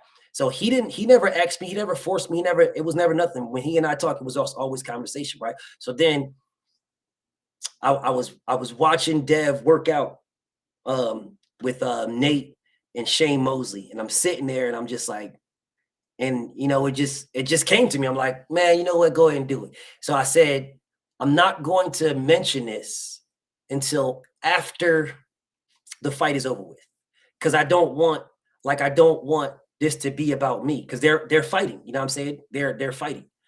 So I'm like, I'm not going to mention this. I'm not going to mention this. I'm not going to say nothing. But the crazy part is, if memory serves me correctly, I was sitting at this table and Dev was like over there, like they Dev and Bill and Nate and Shane. No, Shane was sitting across me, and Dev and Bill and Nate was like right there hitting the mitts, hitting the pads. And I'm saying to myself, all right, I'm not. So then when they finish, I'm sitting there and I made it up my mind. I'm going to do it. I'm going to take my shahada.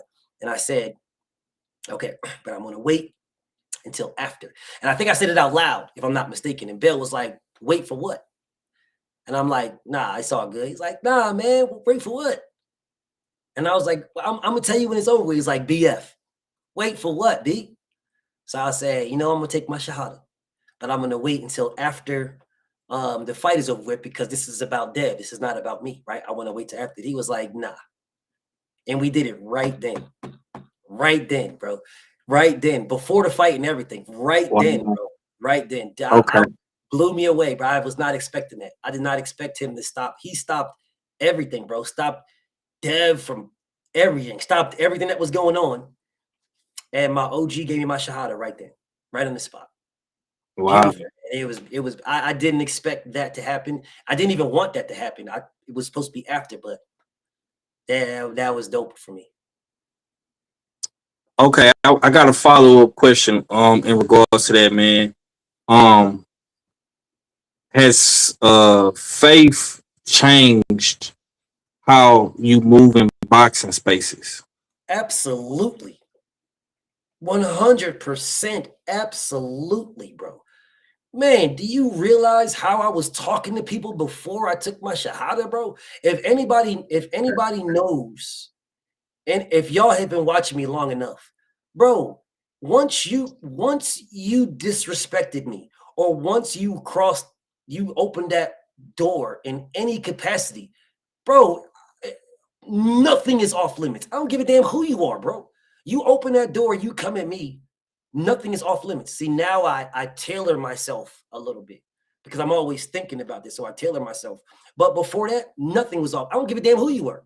Bro, if you disrespect me in some capacity when I haven't disrespected you, oh yeah. I'm trying to disrespect you to the utmost, to the absolute utmost. You have to do something, or just leave me alone. Well, one of the two. And I'm not going to go there. I'll just say, yes, it absolutely. There's something in my mind that I think about in order to not go as far as I used to go. Okay. Man, that's deep, bro. That's deep. Talk Heavy Tuesday, man. 503 line, man. Hard Hitter Sports Entertainment, man. My brother BFTB. I got a couple more questions I'm gonna get to, and I'm gonna let my brother get back to the smoke, man, because it's a lot of people in the chat claiming they won't smoke. So we're gonna see if they pull up with that same energy. We're gonna see if they pull up with that same energy to the graveyard, man. But I feel like this is another good question, man. What's the truth you know about boxing that fans aren't ready for yet? Wow, what a question. Yeah. Oh my God, what a question. Wow. Yeah. So I'll give you one in front of the camera, and I'll give you one that's behind the scenes. For sure. In front of the camera, most of y'all favorite fighters a bitch. Like in real life, though.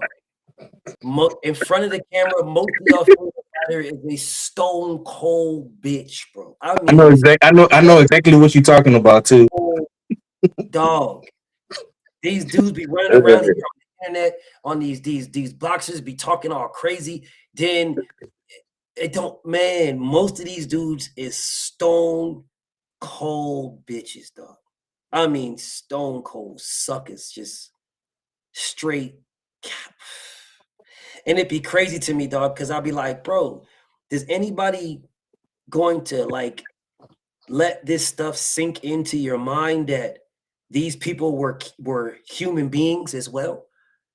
Are you gonna let it sink this into your mind that these people are like, they went to school like everybody else went to school?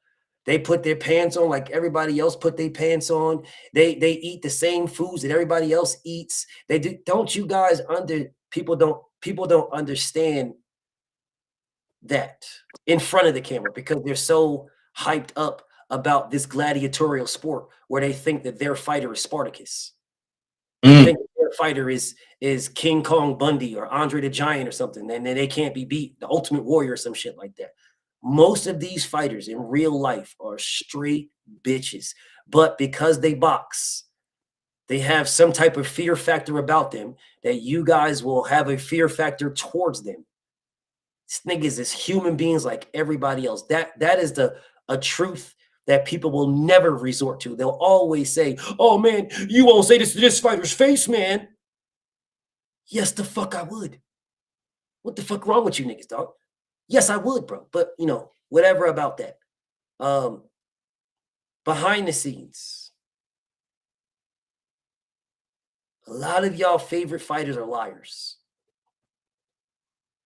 A lot of y'all favorite fighters will say stuff behind the scenes that in front of the scenes, when the camera is on them, they will claim that they did not say.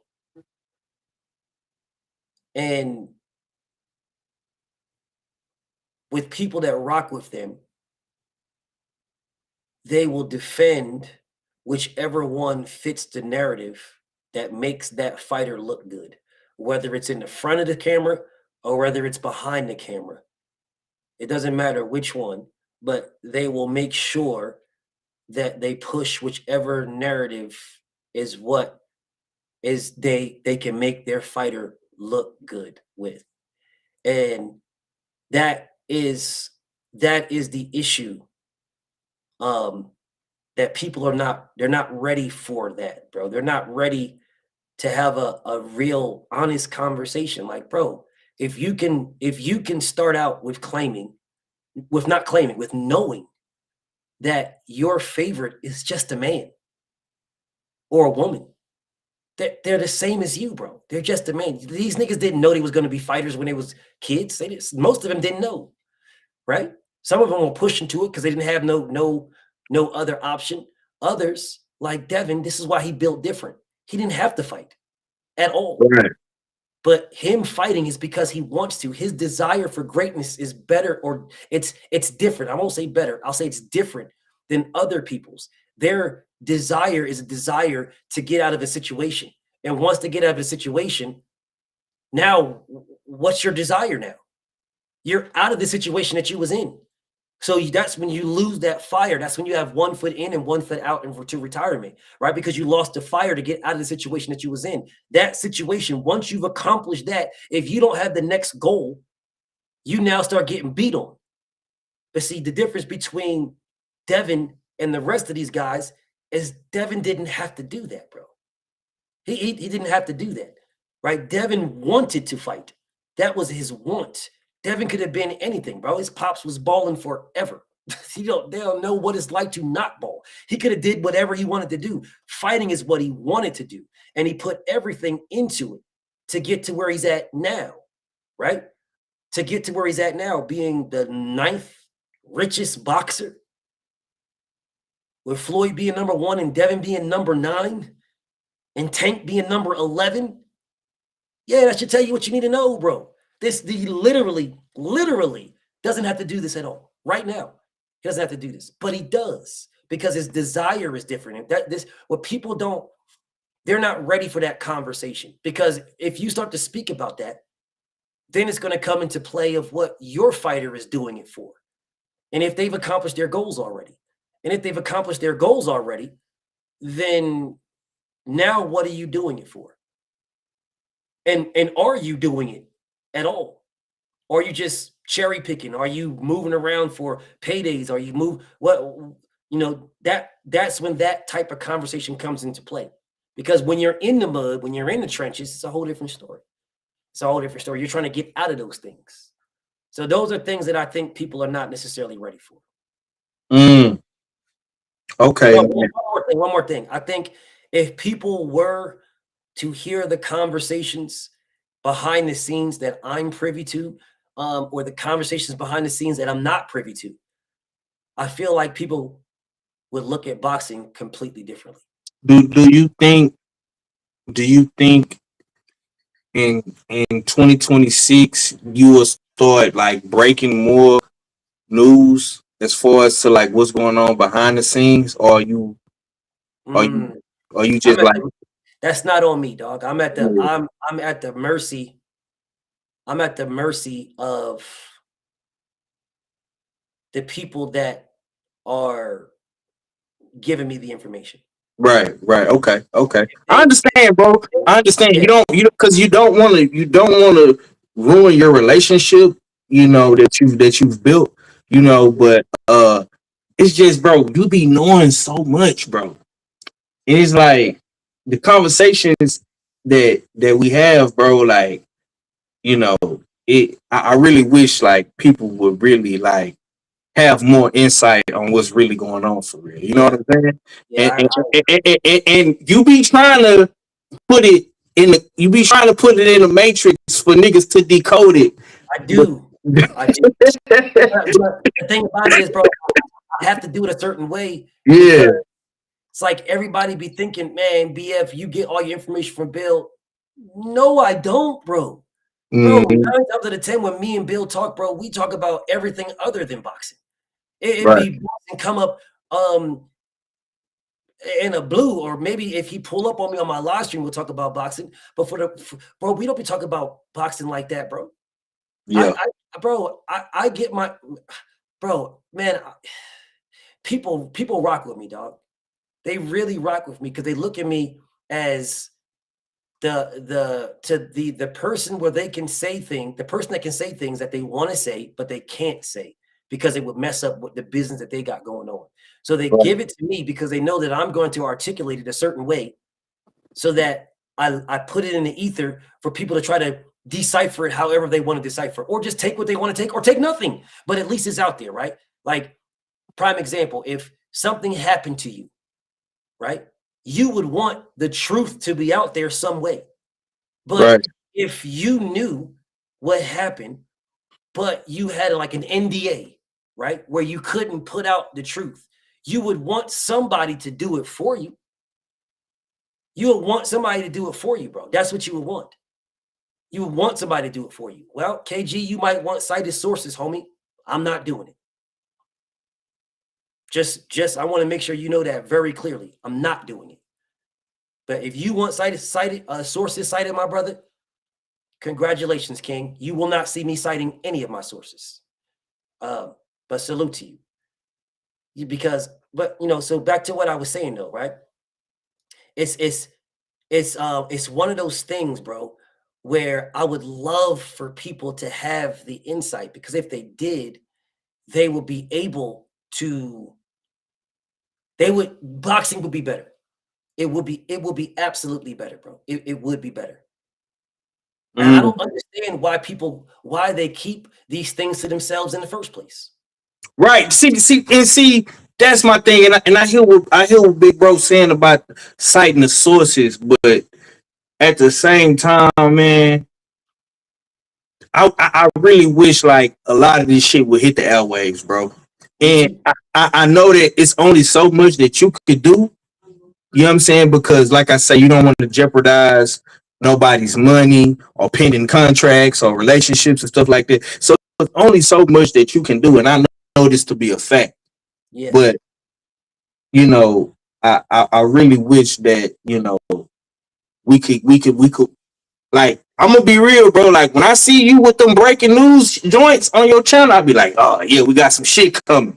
You know what I'm saying? So And I gotta word it right though. yeah. So it's like and we had a conversation offline a couple days ago about some breaking news shit. So it's like when you do them shits, like I'm gonna be real, bro.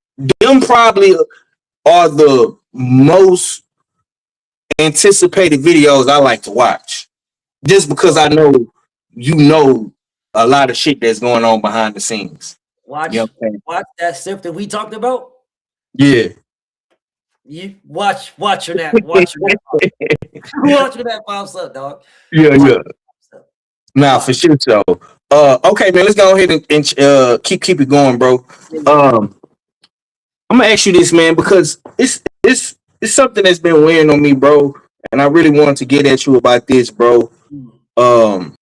Who benefits, man, when fans stay divided? Because I really wanted to ask you this, bro, because of this shit that went down with Brian Norman. And I know we was talking a little bit about B. Norman and what happened with him earlier, man. But you know, this thing that happened with the Normans and the Haneys and the Great Divide, and your honest perspective, like who benefits from that when fans are divided? The people with all the money, because they're the ones that want it divided. Because as long as it's divided, you don't have to get the best fight the best. If it gets united, then the only thing that we want is the best to fight the best. To my brother KG, I see you, brother.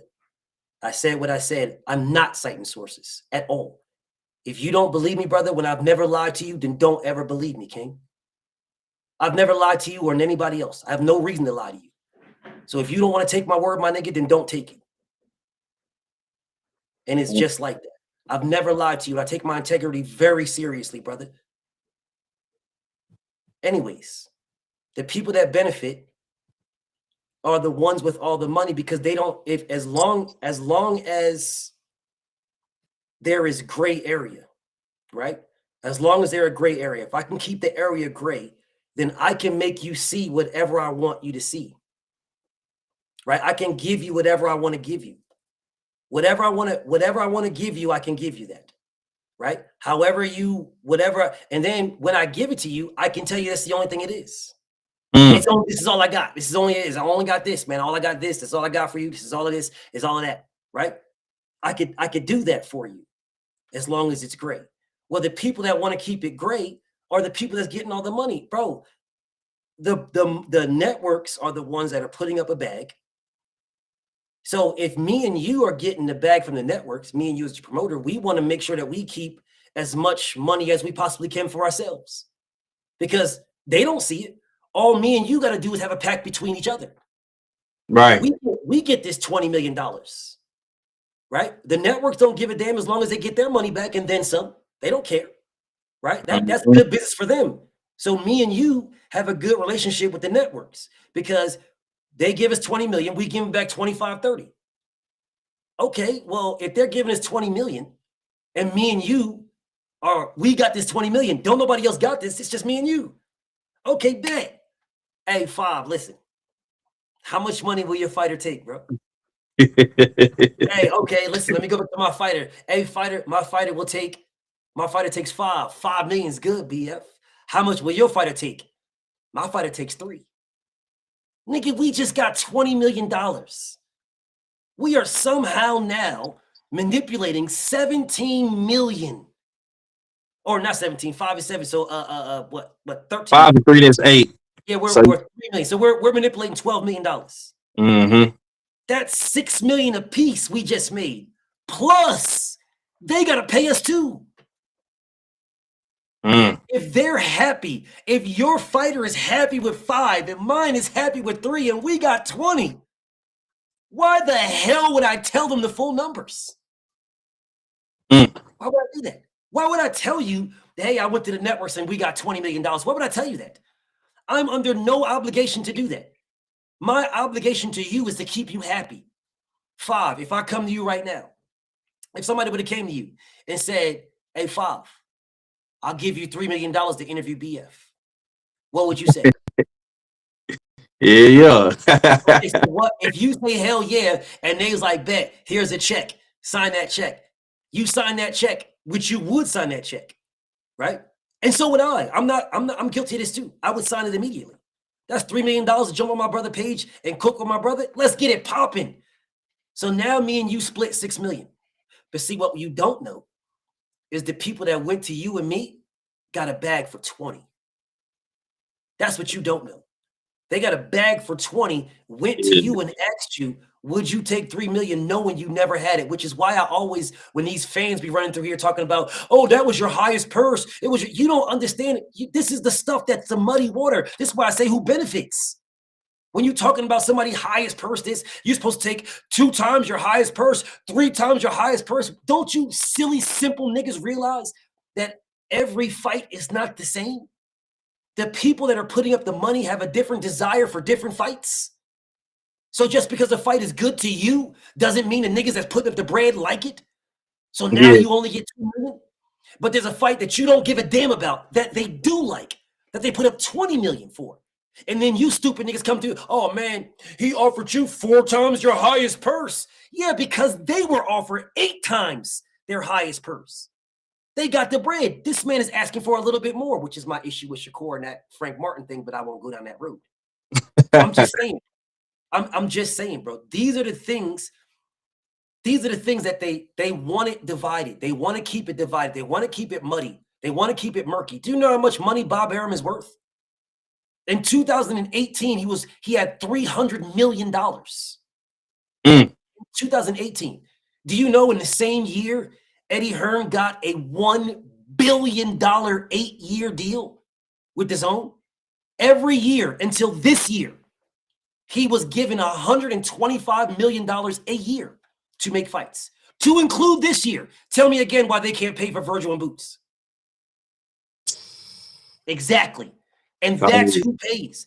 People don't people are not even realizing that Eddie Hearn legit in June of this year, he will get a check from DAZN for $125 million, the last one of a $1 billion 8-year deal.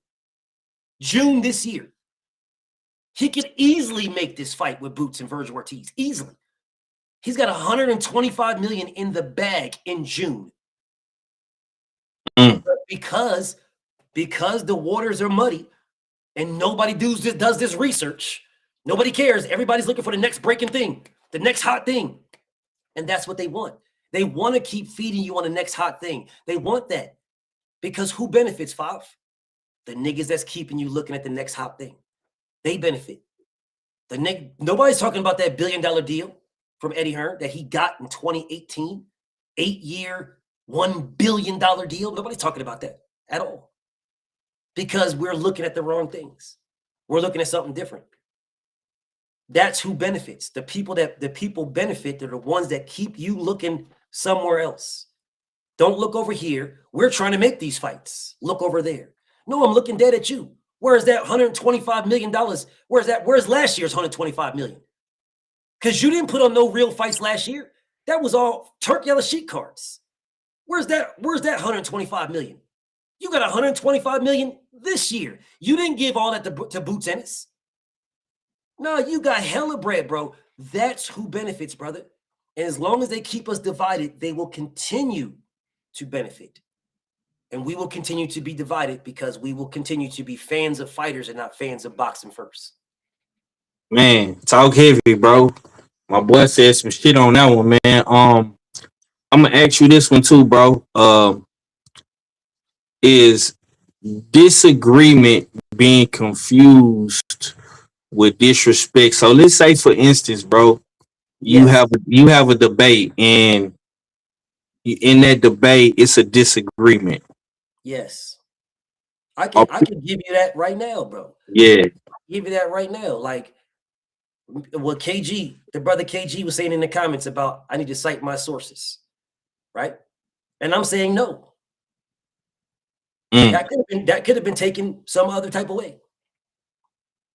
That's not on me. If KG took it that way, that would be on KG, not me. I'm saying I'm not going to do it, and I know why I'm not going to do it, and you know why I'm not going to do it. But I don't got no beef with the brother KG. You know that. I think he knows that. I ain't got no beef with him. So if, but that's what I'm those. So yes, you can have those type of conversations. You can have them, and these things can happen. They can absolutely happen. Like even my brother TD, when TD was doing his live stream that one time, him and my brother KG was doing it. Right? They were both doing that live stream with Brian Norman. And, Brian Norman was on there lying. So then I'm talking about the lies, right? And I had to admit, I'm telling KG, I'm telling TD, bro, what? Man, ain't nobody going at you guys, bro. Yeah, I think with that, bro, it probably was just miscommunication. You know what I'm saying? Misunderstanding. Your question, but that's to your question. Yeah. Yeah, so I am a straightforward man, bro. I've always been, bro. Yeah. I'm a straightforward guy. Bro, if I have an issue, I have no problem telling you an issue. How else can you get resolution if you don't tell somebody you got an issue? How else, bro? I never, bro. KG is my brother, bro. This man is never. No, TD is my bro. Like to me, when they asked me, it was like, how could you think that, bro? That would be like you asking me, how could you think that, bro? I've never gone at anybody that didn't go at me first, bro. I would never, bro. I'm not I'm not a hoe. That's hoe nigga stuff right there, bro. I can't call you my bro and then sneak this and then go at you, bro. You ain't my brother then. Yeah. I'm never been a hoe ass nigga to do some type of stuff like that. That's why I asked that question. That's why I asked that question, bro. Because a lot of times shit get took out of context. You feel me? So that's why I asked that, bro. And I see that all the time. Yes. All the time I see that. You know what I'm saying? So that's why I asked you that, bro. It'd be like that in the boxing debates too, bro. I only say them two because them two is really my bros. Yeah. You know what I'm saying? And it made me, I was feeling some type of way to why y'all would ask me that. You know what I'm saying? Like, well, I'm not a hoe ass nigga, dog. Like that. I've never been a hoe ass nigga my whole life. And I would never be that. I would never go at anybody who I have your number, but I would just hit you up if I have an issue. This is why I don't understand when these dudes be going at me on these, making their videos and stuff and going at me. You niggas got my number, bro. Why you sneak this in me? Why y'all niggas going at me? And it's been like that for a very long time, bro. Very long time. All these dudes, and not KG or TD, them is my bros. But I'm talking about the rest of these dudes, and I'm not even gonna mention their names on your shit. But it's like, why are you niggas going at me? Why are you making sneak this in me? Why are you niggas doing videos about my personal life and shit like that? What's all this about? Strictly over boxing? Most of these niggas, I don't even know you niggas for the most part. I don't know these niggas, bro. I ain't never met these niggas. I don't spend my time chopping it up with nothing. What the hell would I be worried about them niggas for?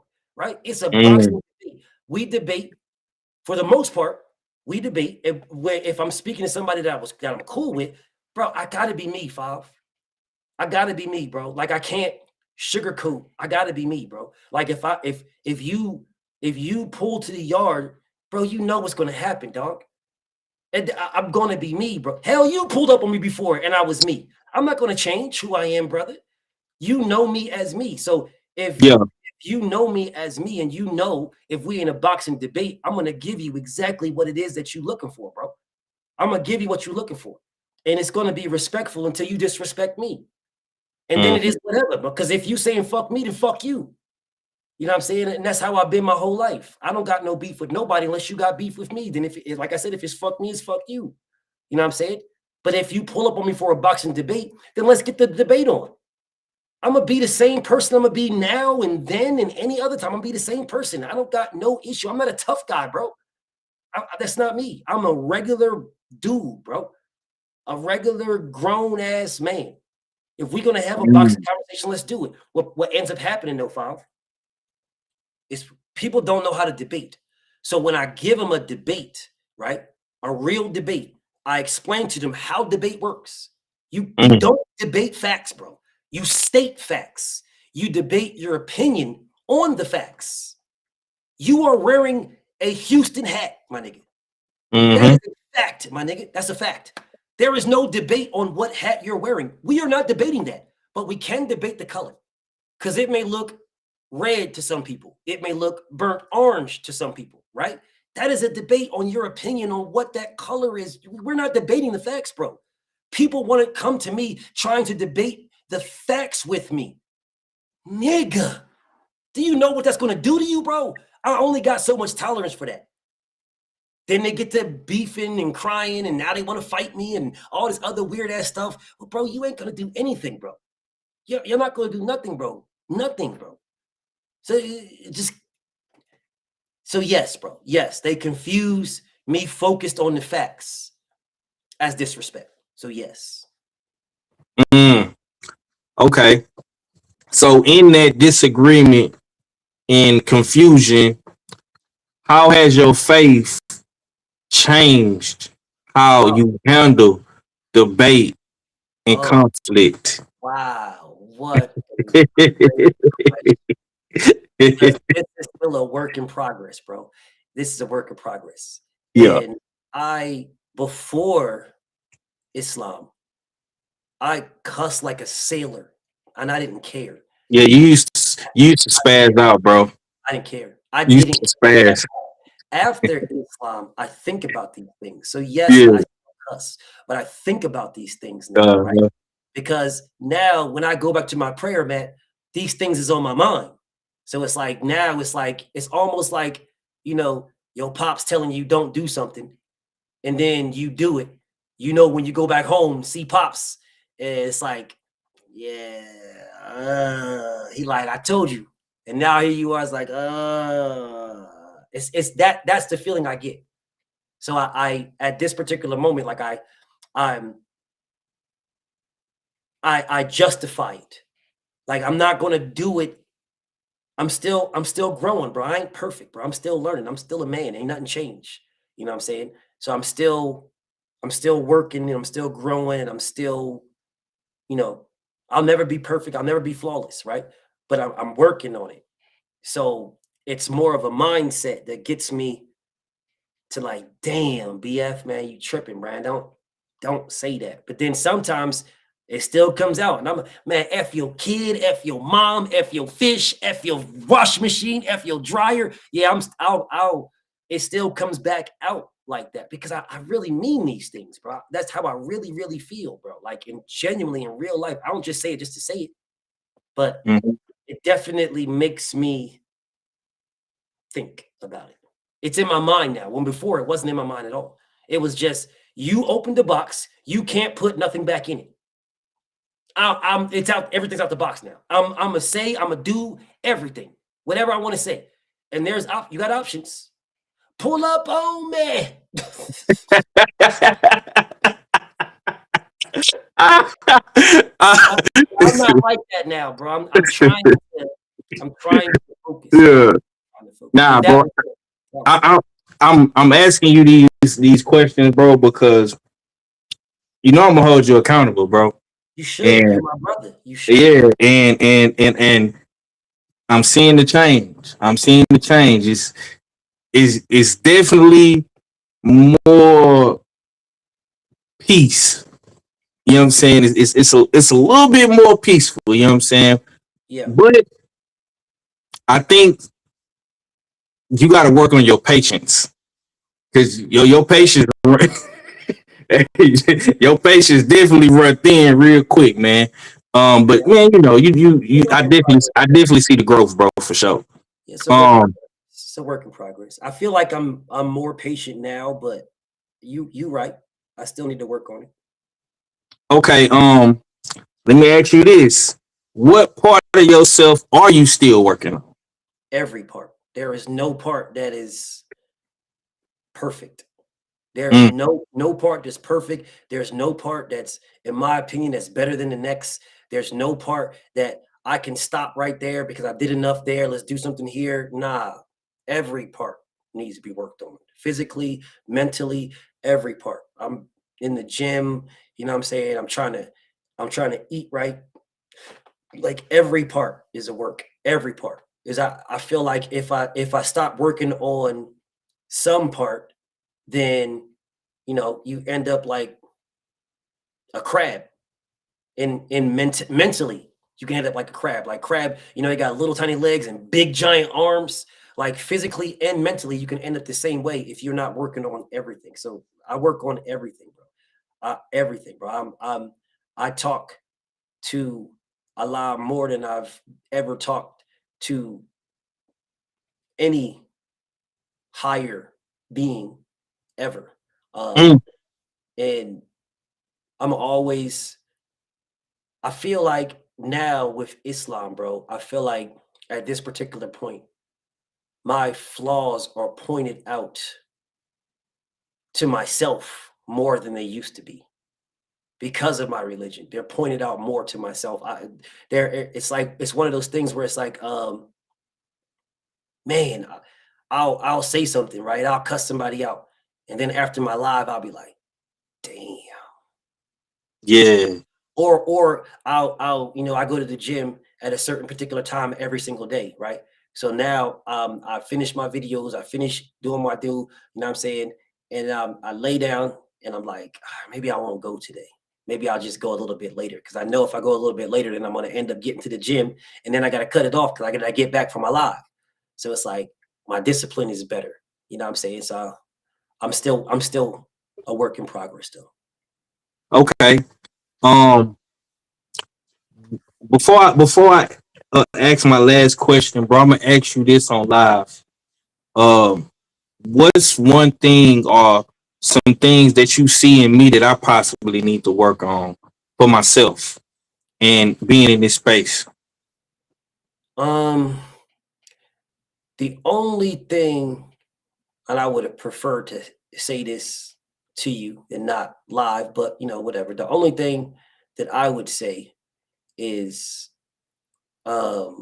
when you know something, like go to bat for it, dog. Like even if it's against your own, because at the end of the day, that's power, bro. That's power. You know what I'm saying? Because if like me, if I knew something against Devin and people were asking me and I just tried to fight it, like the thing with Sandra Martin, you don't see me fighting that. Y'all say Devin duck Sandra Martin. All right. I mean, okay. But you know, when you know something, right? I know what happened there, but it's to KG's point. If I can't put out what the information was to make something different, then I might as well just not say nothing. Just let it be what it's going to be, because I can't put it out there.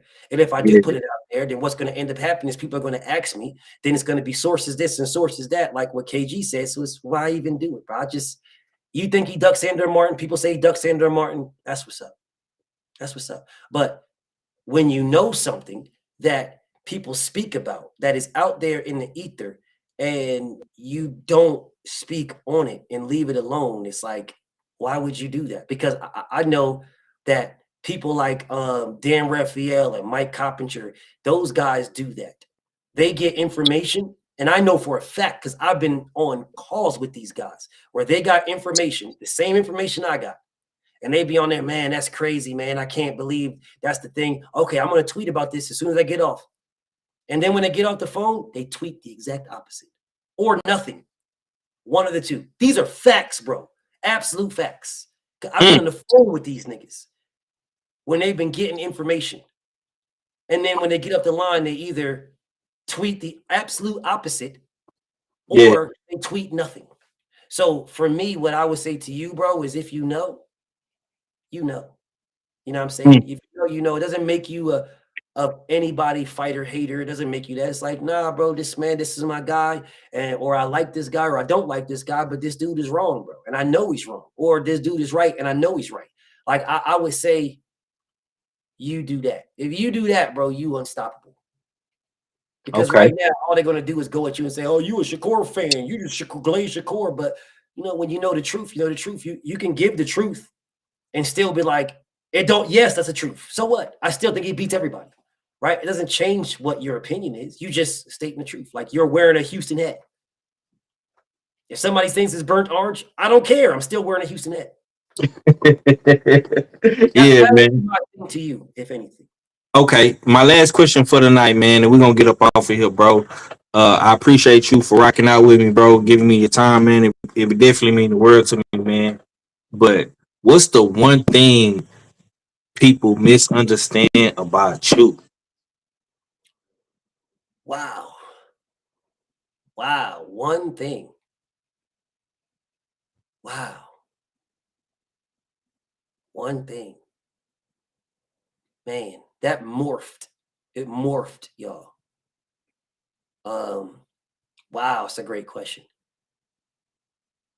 I would say in the beginning,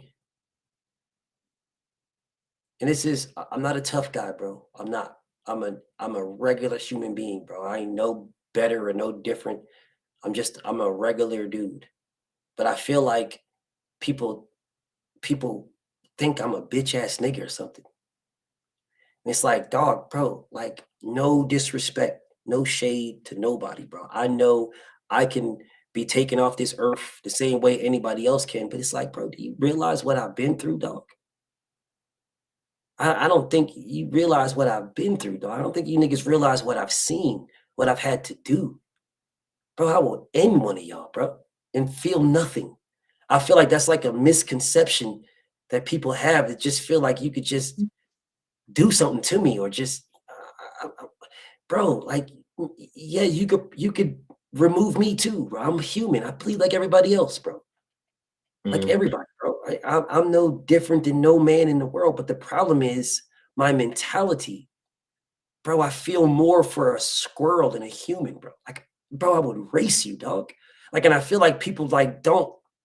They think it's the internet and they take that to the internet. It's like, and I sit and I think about this stuff like, bro, like do you guys understand how many years I spent in combat, bro? How many, like it'd be baffling. Like, why would you want to try a nigga like me, bro? Now I'm not John Gotti, bro. I'm not Frank Lucas. I'm a regular dude, bro.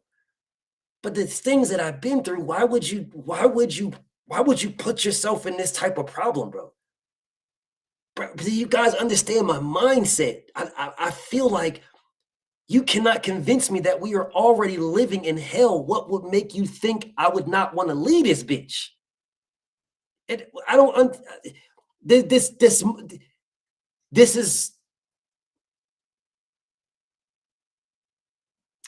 is what I think is like a really misconception that people have for me. I promise you, bro, I'm not a gangster. I don't claim to be. I can't fisticuffs beat everybody in the world, bro. I can't do that, bro. And I know I can't do that. But dog, why would you try somebody who legitimately feels and thinks the way I think, bro? Why would you do that? I don't understand what will be the point.